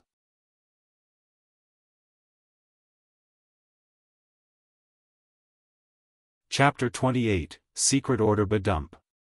Badump. Badump. Klein's heart began beating rapidly. It shrank into a clump before expanding abruptly. It made his body tremble gently.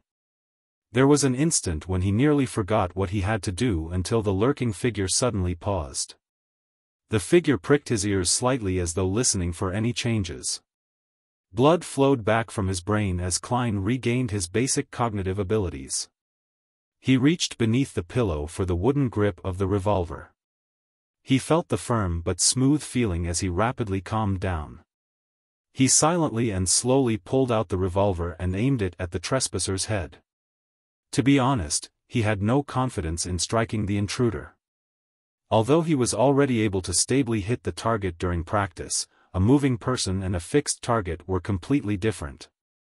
He was not arrogant enough to confound the two together. However, he vaguely remembered something from his previous life. The general idea was that a nuclear weapon wielded the greatest strength before its launch. The principle held in his current situation. The best deterrence was before he shot.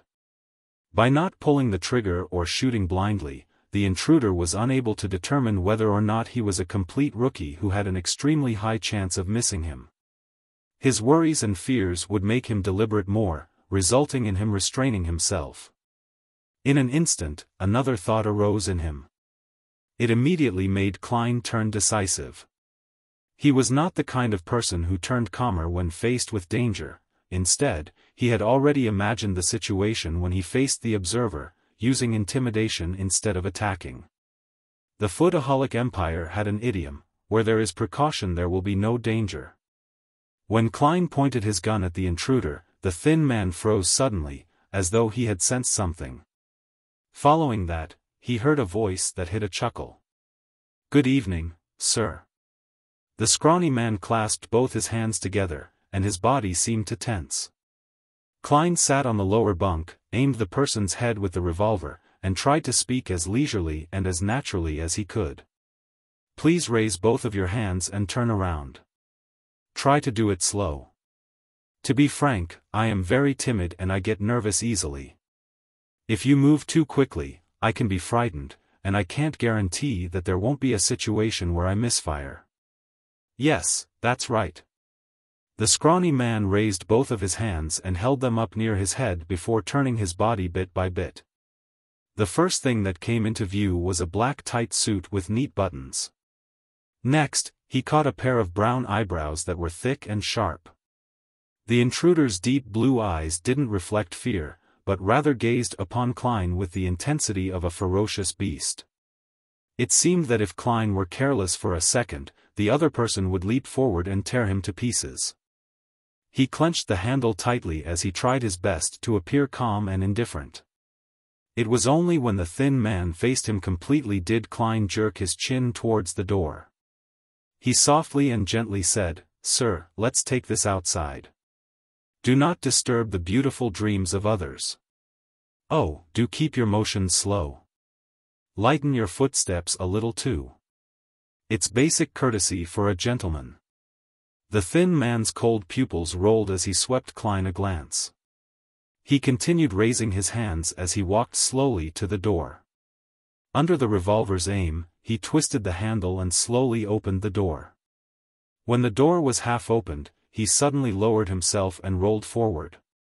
The door was pulled by a strong wind and it closed with a slam. Benson, who was on the top bunk, was stirred. He almost woke up in a daze. At that moment, a leisurely and serene melody entered from outside. The heavy and comfortable voice started to sing.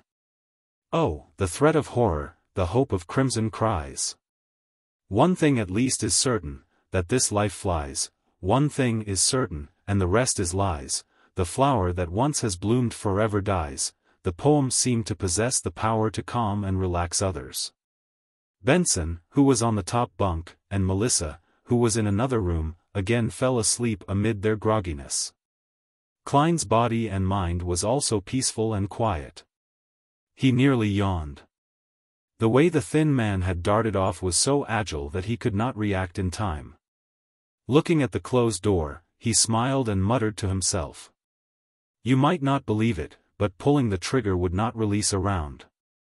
The empty chamber to prevent misfiring. Following that, Klein listened to the midnight poem as he patiently awaited for the battle outside to end.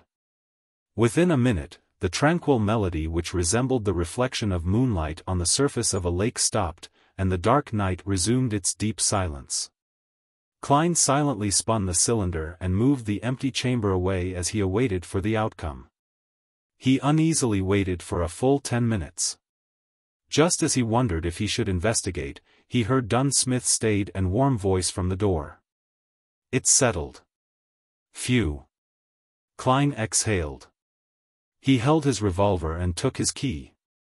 Barefooted, he carefully approached the door before silently opening it to see the black windbreaker and the half-top hat.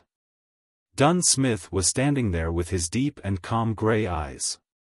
He closed the door behind him and followed Dunn to the end of the corridor and stood amid the weak crimson moonlight. It took me some time to enter his dream, said Dunn calmly as he looked at the red moon outside the window. Do you know his background? Klein felt a lot more relieved. Dunn nodded and said, an ancient organization known as the Secret Order. They were established in the Fourth Epoch and are related to the Solomon Empire and a number of fallen aristocrats of that period. The Antigonus family's diary came from them.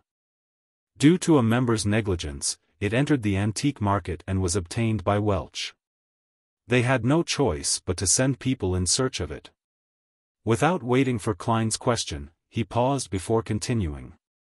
We will capture the remaining members they have according to the clues. Well, it might not end too well. These fellows are as good at hiding as the rats in the sewers. But at the very least, they would believe that we have likely obtained the Antigonus family's notebook or that we have obtained a critical clue. In that case, as long as it's not something extremely crucial or important, they would abandon the operation. That is their philosophy on surviving. What if the notebook is extremely crucial and important? Asked Klein worriedly. Dunn smiled without an answer. Instead, he said, we know very little of the Secret Order. Our success this time is all thanks to your sharp wits. This contribution is all yours. In light of the possibility of hidden dangers and how heightened perception would aid in finding the notebook, you have a chance at choosing. A chance at choosing? Klein vaguely guessed something as his breathing subconsciously turned heavy. Dunn wiped the smile from his face as he said in all seriousness, do you wish to become a Beyonder? You can only choose the starting sequence of an incomplete sequence. Of course, you can give up this chance and choose to accumulate the merit you have garnered. Then, all you have to do is wait till there's sufficient room for you to become a sleepless, which is also the first, complete sequence the goddess has bestowed on the Nighthawks. Indeed. Klein felt delighted and did not have any hesitant emotions. He took the initiative to ask, then from which of the sequence 9s can I choose from? I have to have detailed information to decide whether to give up or accept, as well as choose which one. Dunn turned around and seemed to be cloaked in the crimson veil that shone down on him. He looked into Klein's eyes and said slowly, apart from the sleepless, the church has 3 sequence 9 potion formulas. One of them is Mystery Prior, which is also the power old Neil controls. Roseanne has likely mentioned this to you. She can never hold her tongue. Klein smiled awkwardly, at a loss for an answer. Thankfully, Dunn did not mind it as he continued. Our Mystery Prior potion formula and the later sequences that aren't directly chained were obtained from the Moses ascetic order. Back then, it was said that they had yet to fall to corruption. They persisted in their morals and precepts, determined in their pursuit of knowledge. They kept their secrets strictly confidential. Anyone that entered the order would be barred from speaking for 5 years after becoming a mystery prior. They would learn to keep silent, so as to cultivate and enhance their focus. The motto of Moses' ascetic order, "Do as you wish, but do no harm," began from them. Mystery priors have a comprehensive but rudimentary understanding and grasp of magic, witchcraft, astrology, and other mystical knowledge. They also know a fair number of magical rituals, but they can easily sense certain existences that hide among matter. Therefore, they have to be careful and show respect to their powers as a beyonder. We lack a large portion of this sequence, causing it to be an incomplete chain. For example, it's sequence 8. Of course, perhaps the Holy Cathedral has it. This pretty much meets all my requirements. Klein nodded slightly, to the point of having the urge to choose. Thankfully, he still remembered certain things. What about the other two? The second type is named Corpse Collector. Quite a number of cultists who worship death in the southern continent choose it. After consuming the potion, unintelligent dead spirits would mistake them as one of their kind and not attack them. They would gain resistance to the cold, decay, and corrosiveness of cadaveric auras. They will be able to directly see a portion of evil spirits and see the characteristics and weaknesses of undead creatures, as well as gain certain attribute enhancements. We have the sequence 8 and sequence 7 that follows it. You probably can guess sequence 7, Spirit Medium. This was chosen by Daly back then, described Dunn in detail. Spirit Medium does appear mysterious and cool, but what I want most is to grasp knowledge of mysticism. Klein did not interject, all he did was listen quietly. Dunn Smith looked sideways at the crimson moon and said, "We only have sequence 9 of the third type. Whether the Holy Cathedral has it, I'm not sure. It's called Seer." Seer? Klein's pupils constricted as he recalled the regret Emperor Roselle had left in his diary. He regretted not choosing sup an apprentice, bandit, or seer.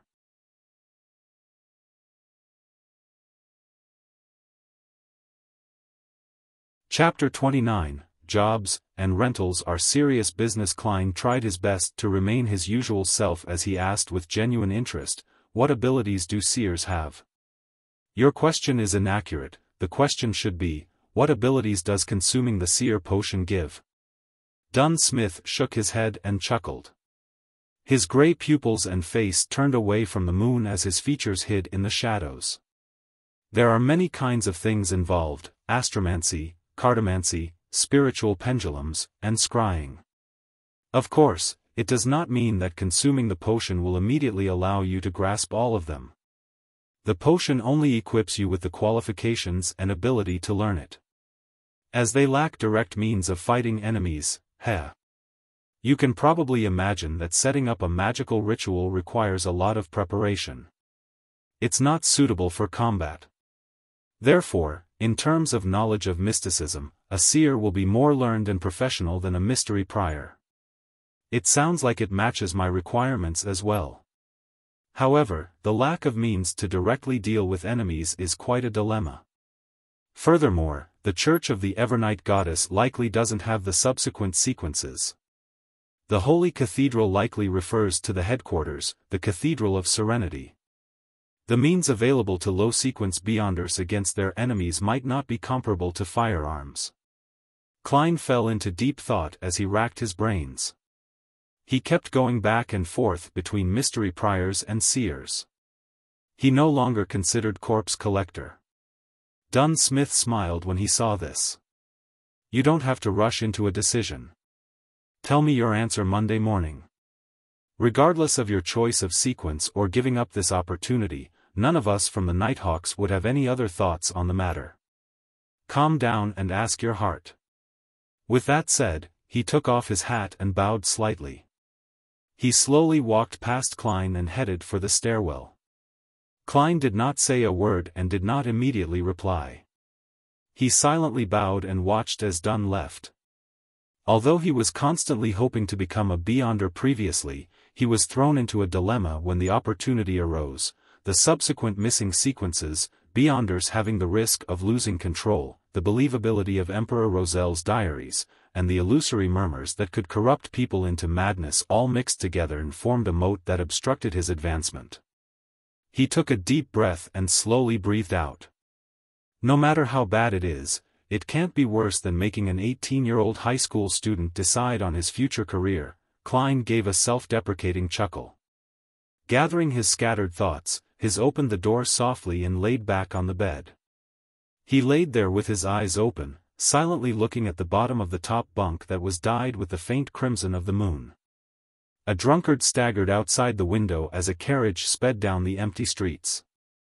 These noises did not break the serenity of the night but instead made it even darker and more distant. Klein's emotions settled down as he recalled his past on Earth. He recalled how he liked exercising, his father who always spoke loudly, his mother who enjoyed busying herself despite having a chronic disease, his friends who grew up with him, going from playing sports like soccer and basketball to games and mahjong, as well as the person he made a failed confession to. These were like a silent river. It did not have many ripples or deep sentimental feelings, but it silently drowned his heart. Perhaps one will only learn to cherish things after they have lost them. When the crimson receded and the sky turned golden yellow from the flaming ball's illumination, Klein had made his choice. He got out of bed and headed to the public bathroom to wash his face to wake himself up. Then, he took a one-solely note to Mrs. Wendy's to buy 8 pounds of rye bread with 9 pence, replenishing the staple food that had been consumed the previous night. "The price of bread has begun stabilizing," he commented after breakfast as Benson changed. It was Sunday, so both he and Melissa finally had the chance to rest. Klein, who was already in proper attire, was sitting on a chair and flipping through the outdated newspapers he brought back from yesterday. He said in surprise, "There's a house for rent here, North Burrows 3 Wendell Street, a bungalow with 2 floors. There are 6 bedrooms, 3 bathrooms, and 2 big balconies upstairs. Downstairs, there's a dining hall, a living room, a kitchen, 2 bathrooms, and 2 guest rooms, as well as an underground cellar. In front of the house are 2 acres of private land and there's a small garden behind. It can be rented for 1, 2, or 3 years, with a weekly rent of £1.6 solely. Those interested can head to Champagne Street and look for Mr. Gyuzov. That's our goal for the future."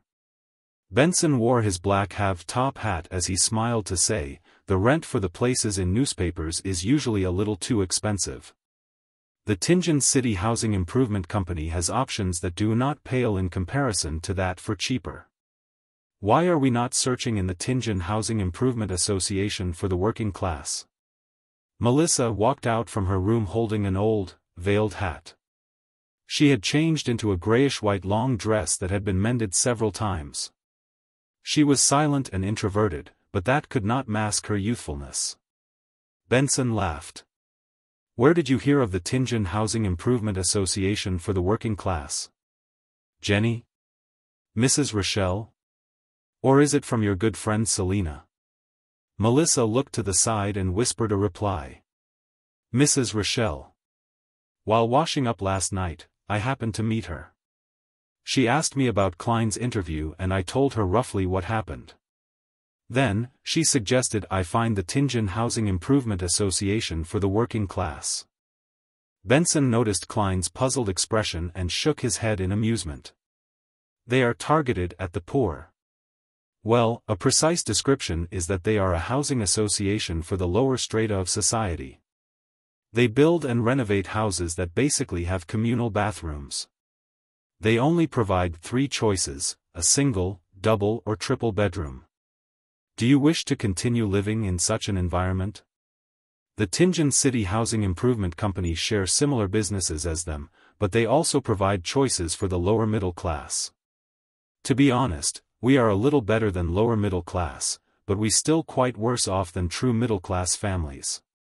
It's not a matter of salary, it's just that we did not have the time to save up." Klein came to a realization as he put away the newspaper. Picking up his top hat, he stood up. Then, let's set off.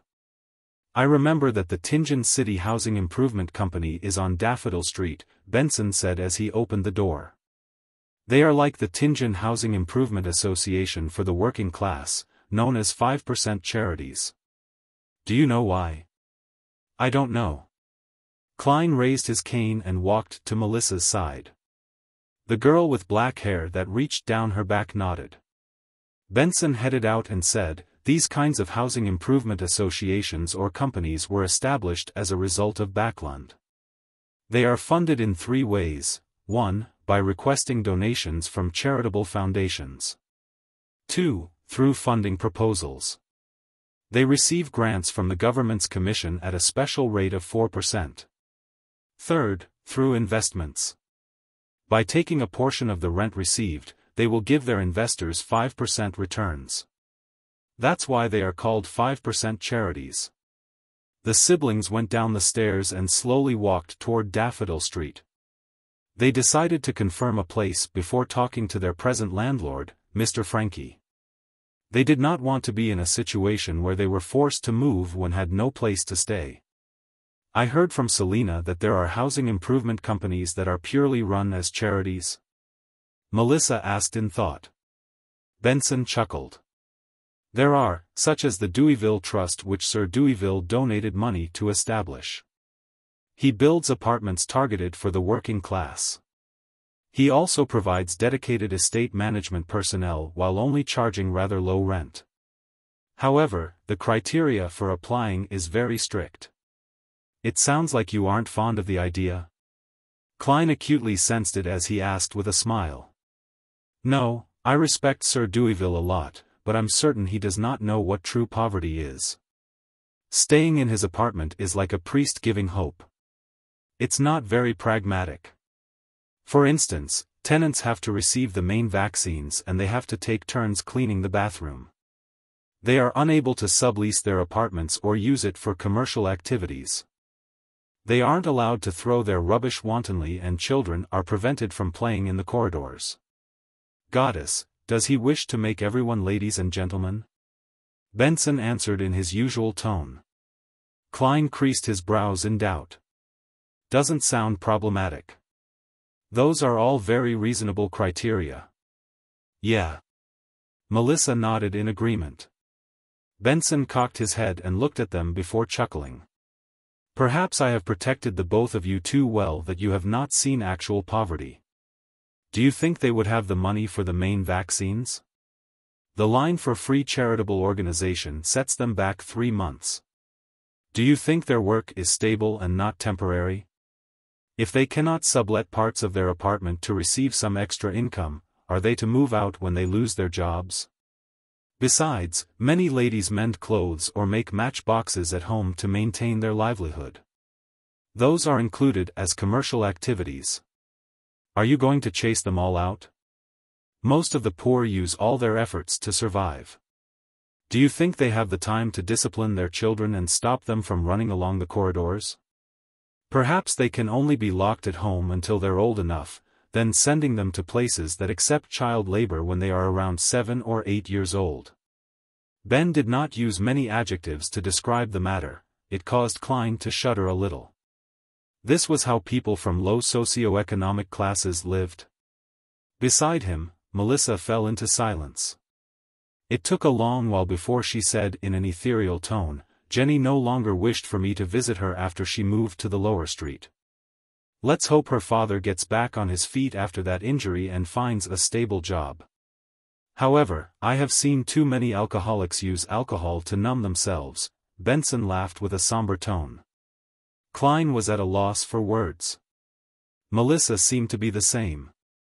As such, the siblings walked silently down Daffodil Street and found Tianjin City Housing Improvement Company. The person who served them was a middle-aged man with an amiable smile. He did not wear a formal attire or a hat, but instead, wore a white shirt and black vest. You can call me Scarter. Might I know what kind of house you have in mind? When he caught a glance at Klein's silver-inlaid cane, his smile widened. Klein looked at Benson, who was better with words, and gestured for him to answer. Benson directly answered, "A terrace house." Scarter flipped through the files and documents in his hand before smiling. "There are currently 5 that haven't been rented out. To be honest, we are geared more to serving customers, laborers and their children who have housing difficulties where 6, 8, or even 10 or 12 people squeeze into a house. There aren't many terrace houses. There's one at 2 Daffodil Street, one in the North Borough, one in the East Borough. The weekly rent goes from 12 to 16 solely. You can take a look at the detailed introductions here." He handed over a document to Benson, Klein, and Melissa. After reading through it, the siblings exchanged looks and pointed to the same spot on the piece of paper simultaneously. "Let's take a look at 2 Daffodil Street first," said Benson. Klein and Melissa nodded in response. This place was a district they were familiar with.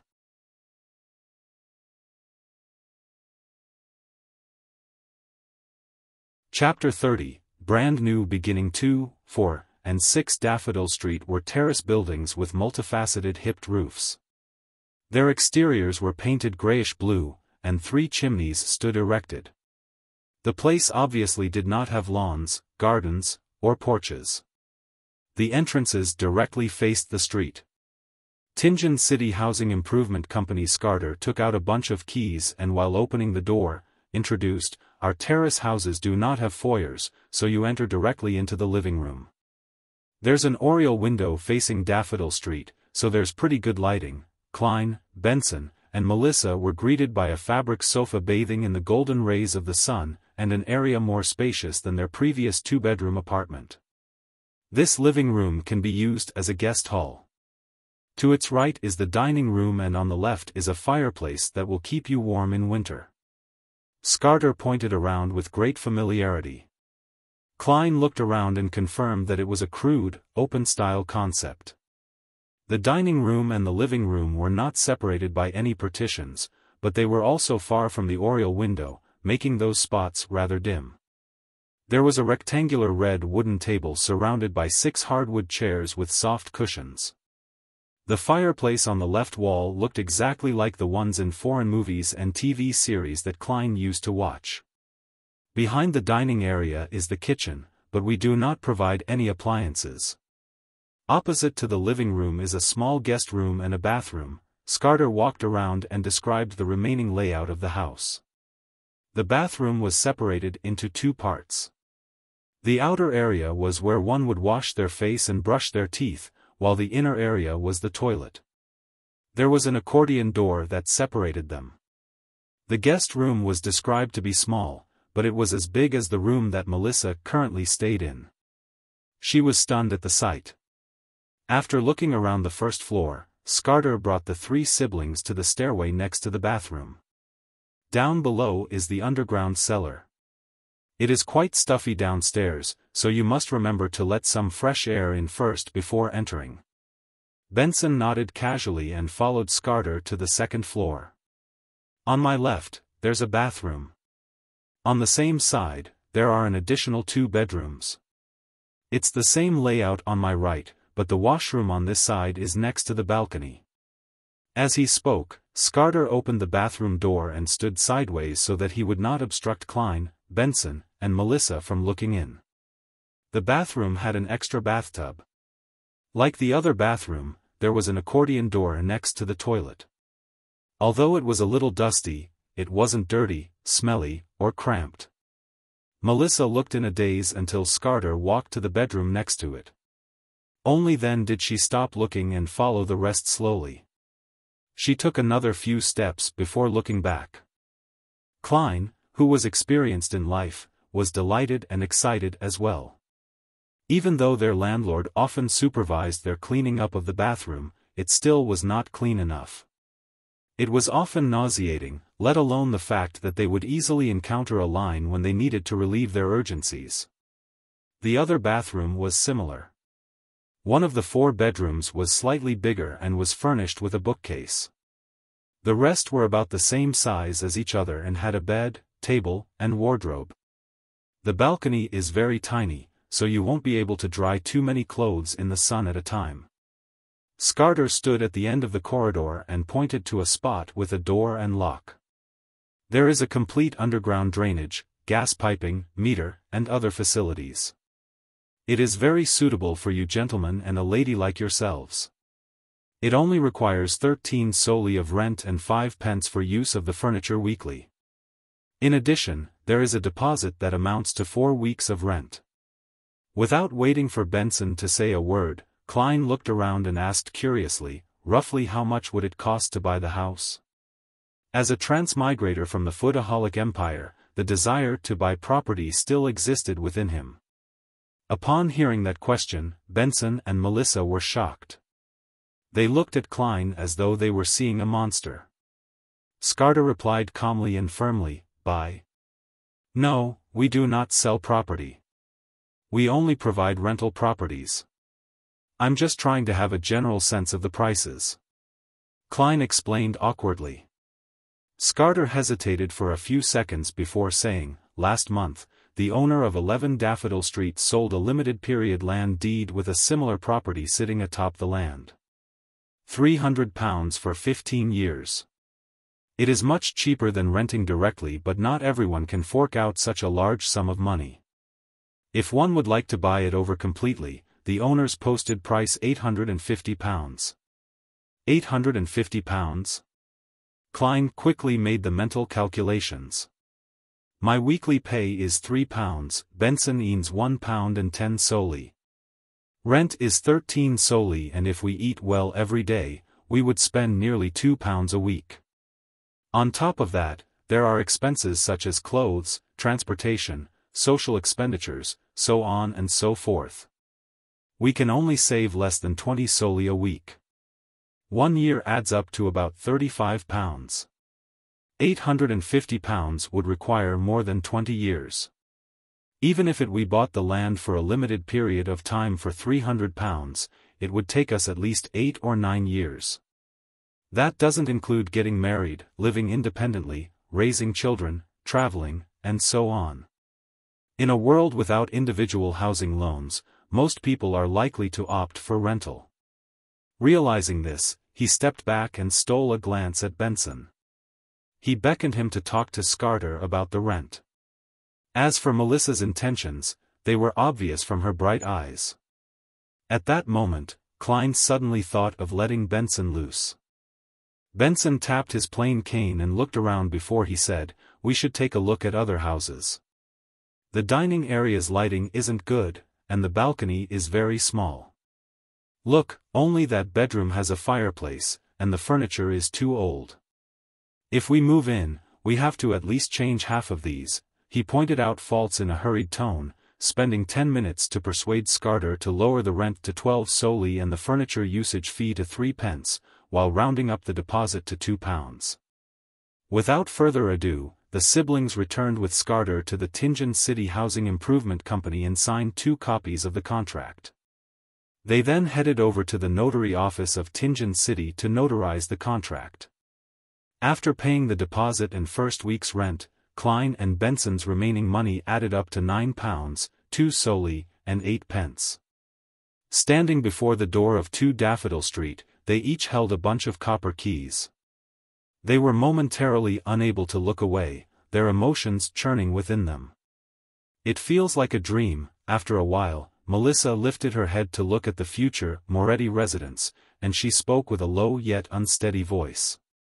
Benson let out a breath and smiled. "Then don't wake up." Klein wasn't as emotional as they were. He nodded and said, "We need to change the locks of the main door and balcony door as soon as possible. There's no hurry. The reputation of Tianjin City Housing Improvement Company is very good. The rest of the money is for your formal suit. However, before that, we need to pay Mr. Frankie a visit." Benson pointed in the direction of the apartment. The siblings made do with rye bread at home before heading for a terrace apartment on Iron Cross Street.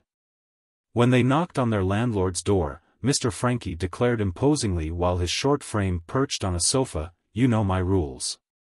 No one is allowed to be behind their rent." Benson leaned forward and smiled. "Mr. Frankie, we are here to give up our lease." "That straightforward? Would negotiating this way work?"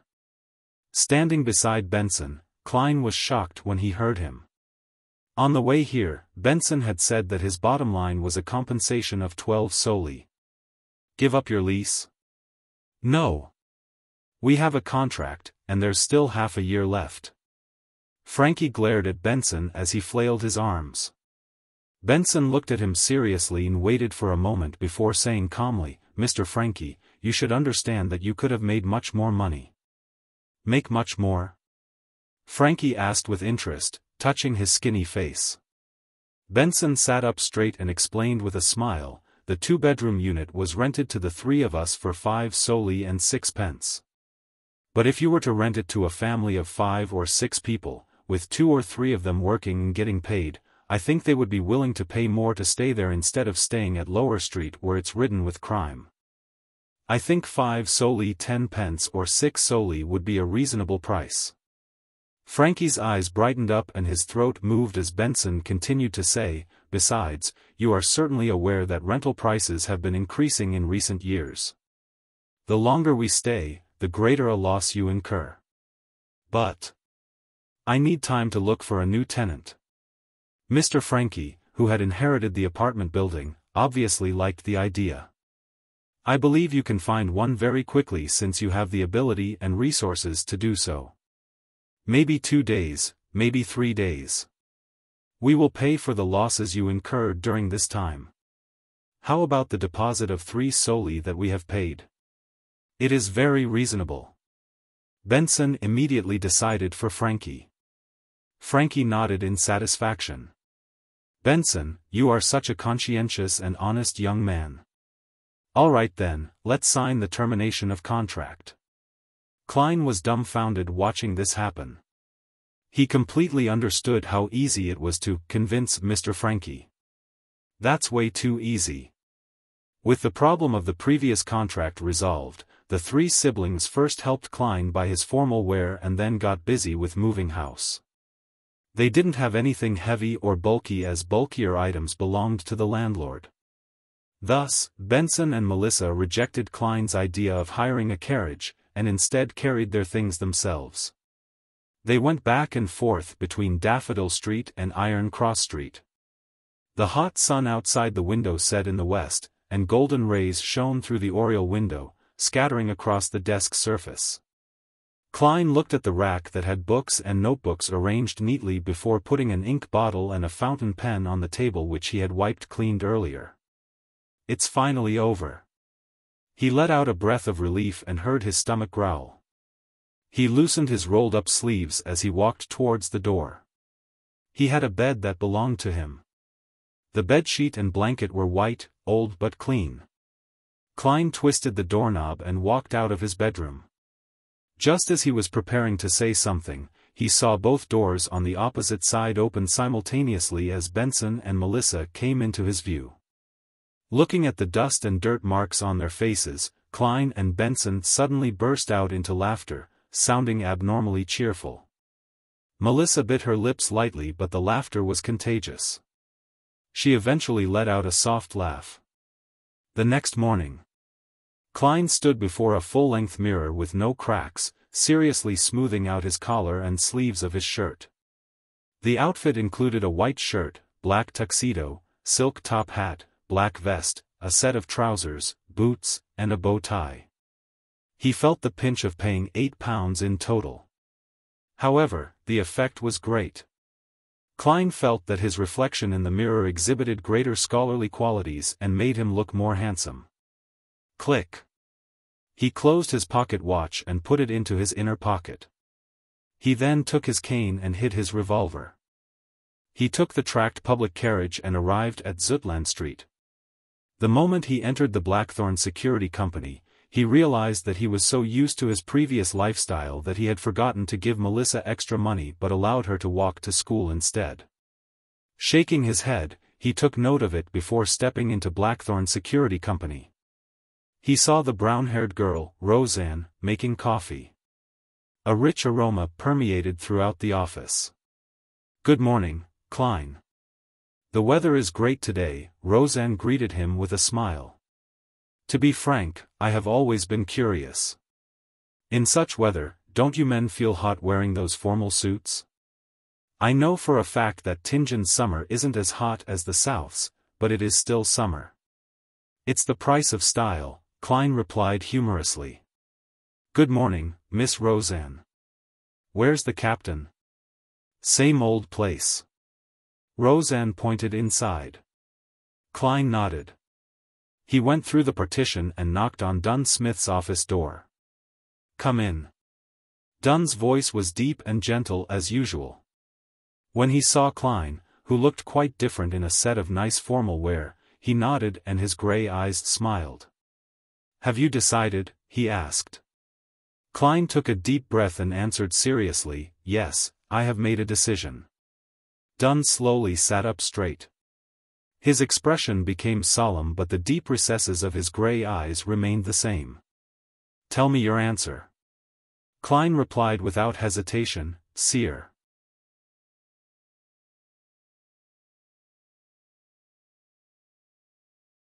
Chapter 31, Potion. Dunn Smith stared at Klein with his gray eyes for a full minute without a word. Klein did not cower under the pressure of the silence and his gaze. He continued locking his eyes with Dunn. You must understand that once you consume the potion, there will be no room for regret. Finally, Dunn spoke again in a deep emotionless voice. Klein grinned and said, I know, but I respect the voice in me. First, sleepless does not meet my requirements. It was the same for Spectator, which he heard from the Tarot Club based on description. He was unsure when he would come into contact with other Beyonder pathways. A slow remedy could not work for an urgent situation, therefore, there was no need for him to wait. By the same logic, Corpse Collector was eliminated as well, leaving the two choices, Mystery Prior and Seer. Under the premise that potions of the same sequence were equally dangerous and him unable to obtain more information, as well as the fact that both Mystery Prior and Seer met his requirements, then regardless of whether Emperor Roselle was making a passing remark or if he really regretted not choosing Apprentice, Marauder, and Seer, it was enough to tip the balance in his heart. Furthermore, he could tell from the diary that as long as he figured out the true essence of digestion and acting, he would be able to avoid the negative effects the potion would bring to a significant extent. As for the murmurings and illusory enticements that could drive people to corruption and madness, he had already encountered that even without being a Beyonder. All right. Dunn stood up and picked up his half-top hat. As he put it on, he said, Follow me down. Klein nodded and gave a gentleman's bow in gratitude. Tap. Tap. Tap. Both of them ventured down, their footsteps echoing through the silent and vast stairwell and passageway.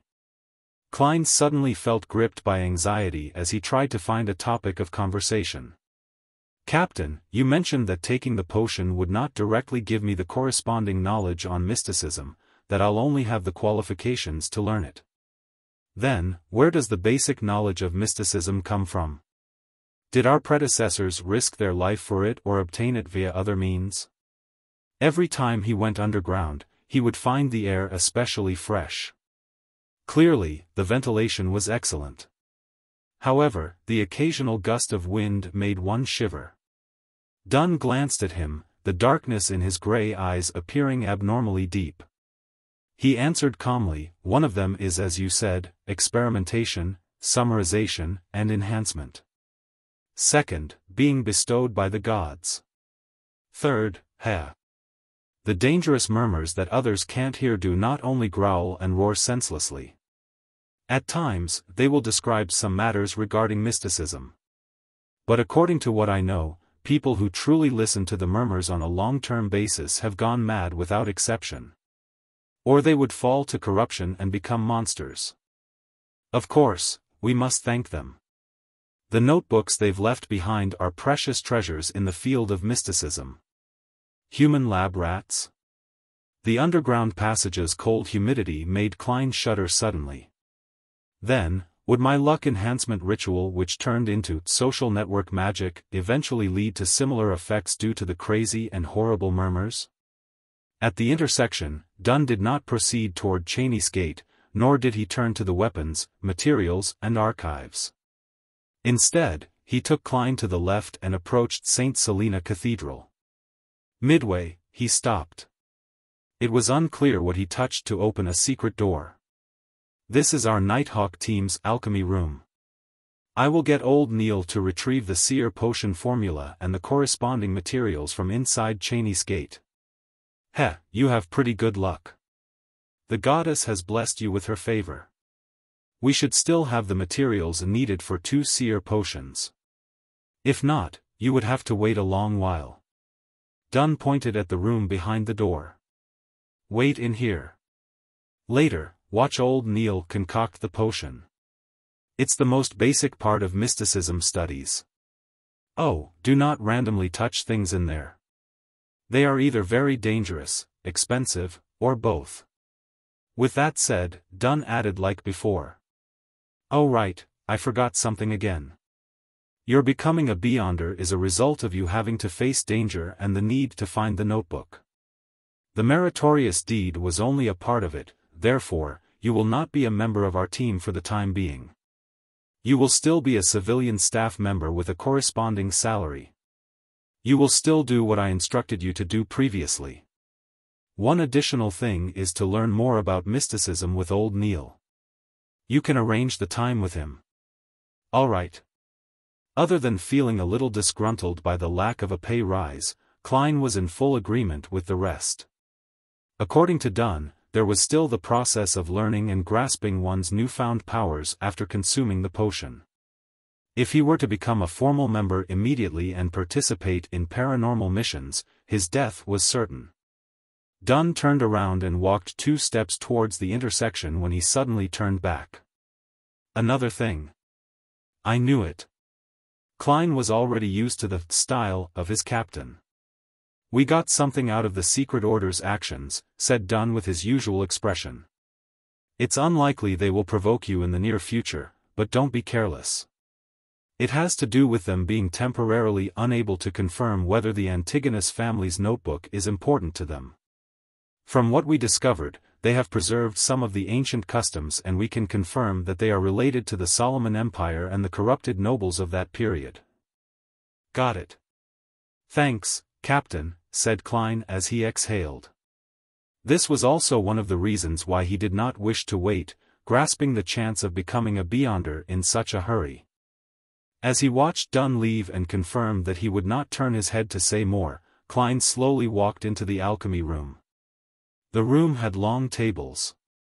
There were test tubes, pipettes, scales and crucibles. It resembled a chemistry laboratory from his previous life. It was just more Spartan and ancient. Other than that, there was a huge cauldron, a dark wood ladle, a translucent crystal ball, and other items. The dark sacred emblem and other strange emblems were visible everywhere. They gave the room a tint of mystery. Klein looked around with interest, but he was not stupid enough to touch the things. After a while, he heard footsteps. Old Neil carried a tiny silver chest with complicated patterns. He was still wearing his unique classic black robe that seemed anachronistic, matched with a felt hat with a rounded edge of the same color. "Lad, I never expected you to choose seer." Old Neil put down the chest and used his somewhat turbid red eyes size up Klein. "Your personality is just like mine when I was young. You just don't want to follow the masses. Not bad. Light these few gas lamps and close the door." "All right." Klein tried hard not to tremble as he lit each gas lamp in the alchemy room. He made dim light rule over the place once again. Tack. Tack. Tack. The secret door was closed. He turned back to see the white-haired and deep-wrinkled old Neil using a bunch of strange tied tree branches to scrub the black cauldron. The concoction of a sequence potion is extremely simple, at least for sequence 7 and below. There's no need for a special flame or any additional ritual, much less an incantation. There's no need for one to participate in it spiritually. All one needs to do is go according to the formula's steps, add the precise amounts, and mix it. That will be all. Old Neil's wrinkles seemed to bloom from his smile. For real?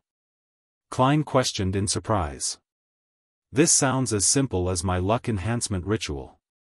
Man, it's quite frightening when you come to think of it. Perhaps it's a gift of the gods. Praise the lady. Old Neil drew a haphazard circle over his chest.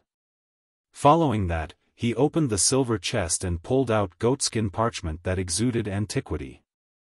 The yellowish-brown goatskin unfurled inch by inch, revealing words on it. Klein looked from a distance and realized it was in Hermes, a language he was very familiar with.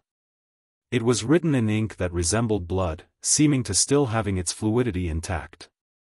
But other than that, it did not seem extraordinary in any way.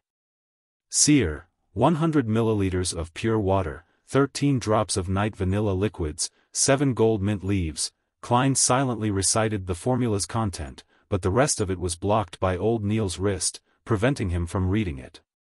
Pure water is water that is repeatedly distilled. Thankfully, I made some previously, so there's no need to waste time on it. While Old Neil gave the introduction, he took a large sealed glass bottle from the table with great familiarity. He took off the stopper and poured about 100 milliliters of pure water into the cauldron without much thought.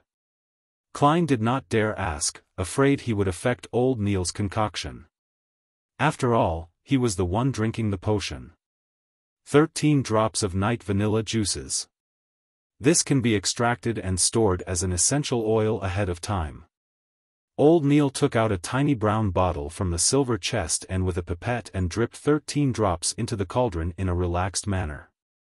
A faint but easing fragrance emanated, making Klein feel an abnormal sense of peace.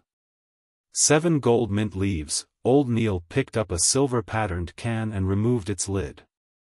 With his bare hands, he picked up a few leaves and scattered it into the cauldron. He caught a whiff of a fresh and stimulating scent. 4, 5, 6, 7.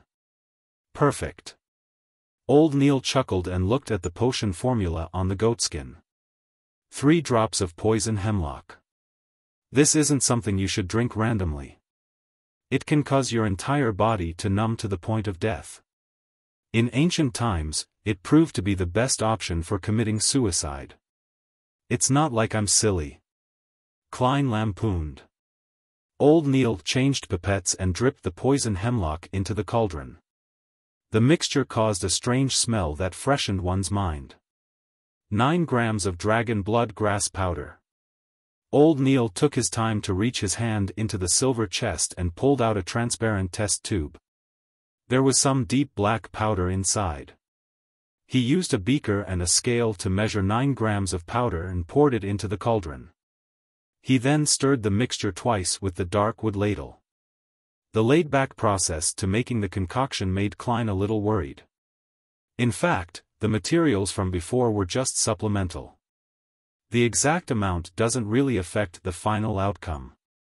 Should I put a little bit more? Old Neil made a joke. The last 2 is what's crucial. The amount can be slightly lowered, but it cannot be too far from the requirement, or your enhancement can fail. Oh, the quantity cannot be any more, even just by a bit. If so, you will have to be treated for mental problems. It's not impossible to die immediately. Klein immediately tensed up as he saw Old Neil pull out a black glass bottle from the silver chest. Lavos squid's blood, 10 milliliters. This kind of squid is considered an extraordinary biological species. It is clearly mutated. It is covered in mystery. Its blood will rapidly break down under sunlight and lose its unique qualities. It has to be stored in opaque material.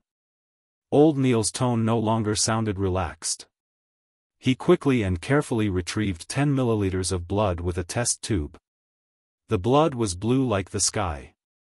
From time to time, it produced illusory bubbles as though it was connected to the spiritual world. After pouring the blood inside the test tube, the remaining drops are ignored as a form of precaution, whispered old Neil. The moment the blue blood entered the cauldron and made contact with the liquid from before, it produced bubbling sounds.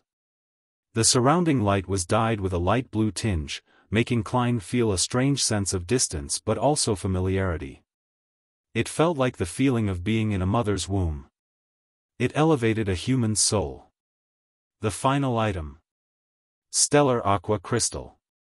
50 grams. Old Neil's voice sounded in Klein's ears, jolting him awake as he looked at the table. In the old gentleman's hand was a piece of extremely pure crystal. Furthermore, the crystal appeared gelatinous, as though it was jelly from Earth. It lacked hardness. Under the blue light's illumination, it reflected bits of light as it seemed to contain a resplendent void of stars within. This is excellent material for the creation of divination crystals. Just a little less in consideration of any mistakes. As old Neil measured, he used a tiny patterned silver blade to extract the crystal. Pure water, night vanilla, gold mint leaves, poison hemlock juice, dragon blood grass, Lavos squid blood, and stellar aqua crystal make up a seer. At that moment, Klein could not help but recall the formula. With everything done, old Neil poured in a few blocks of stellar aqua crystal into the cauldron. Sizzle. Illusory fog instantly spewed forth, turning the alchemy room into a blur. Klein seemed to see a vast array of stars amid the fog and felt like he was being observed by an invisible existence. A few seconds later, the fog dissipated. Old Neil used the dark wood ladle and scooped out some sticky dark blue liquid. It had strange characteristics, gooey and inseparable. Not one bit was left in the black cauldron.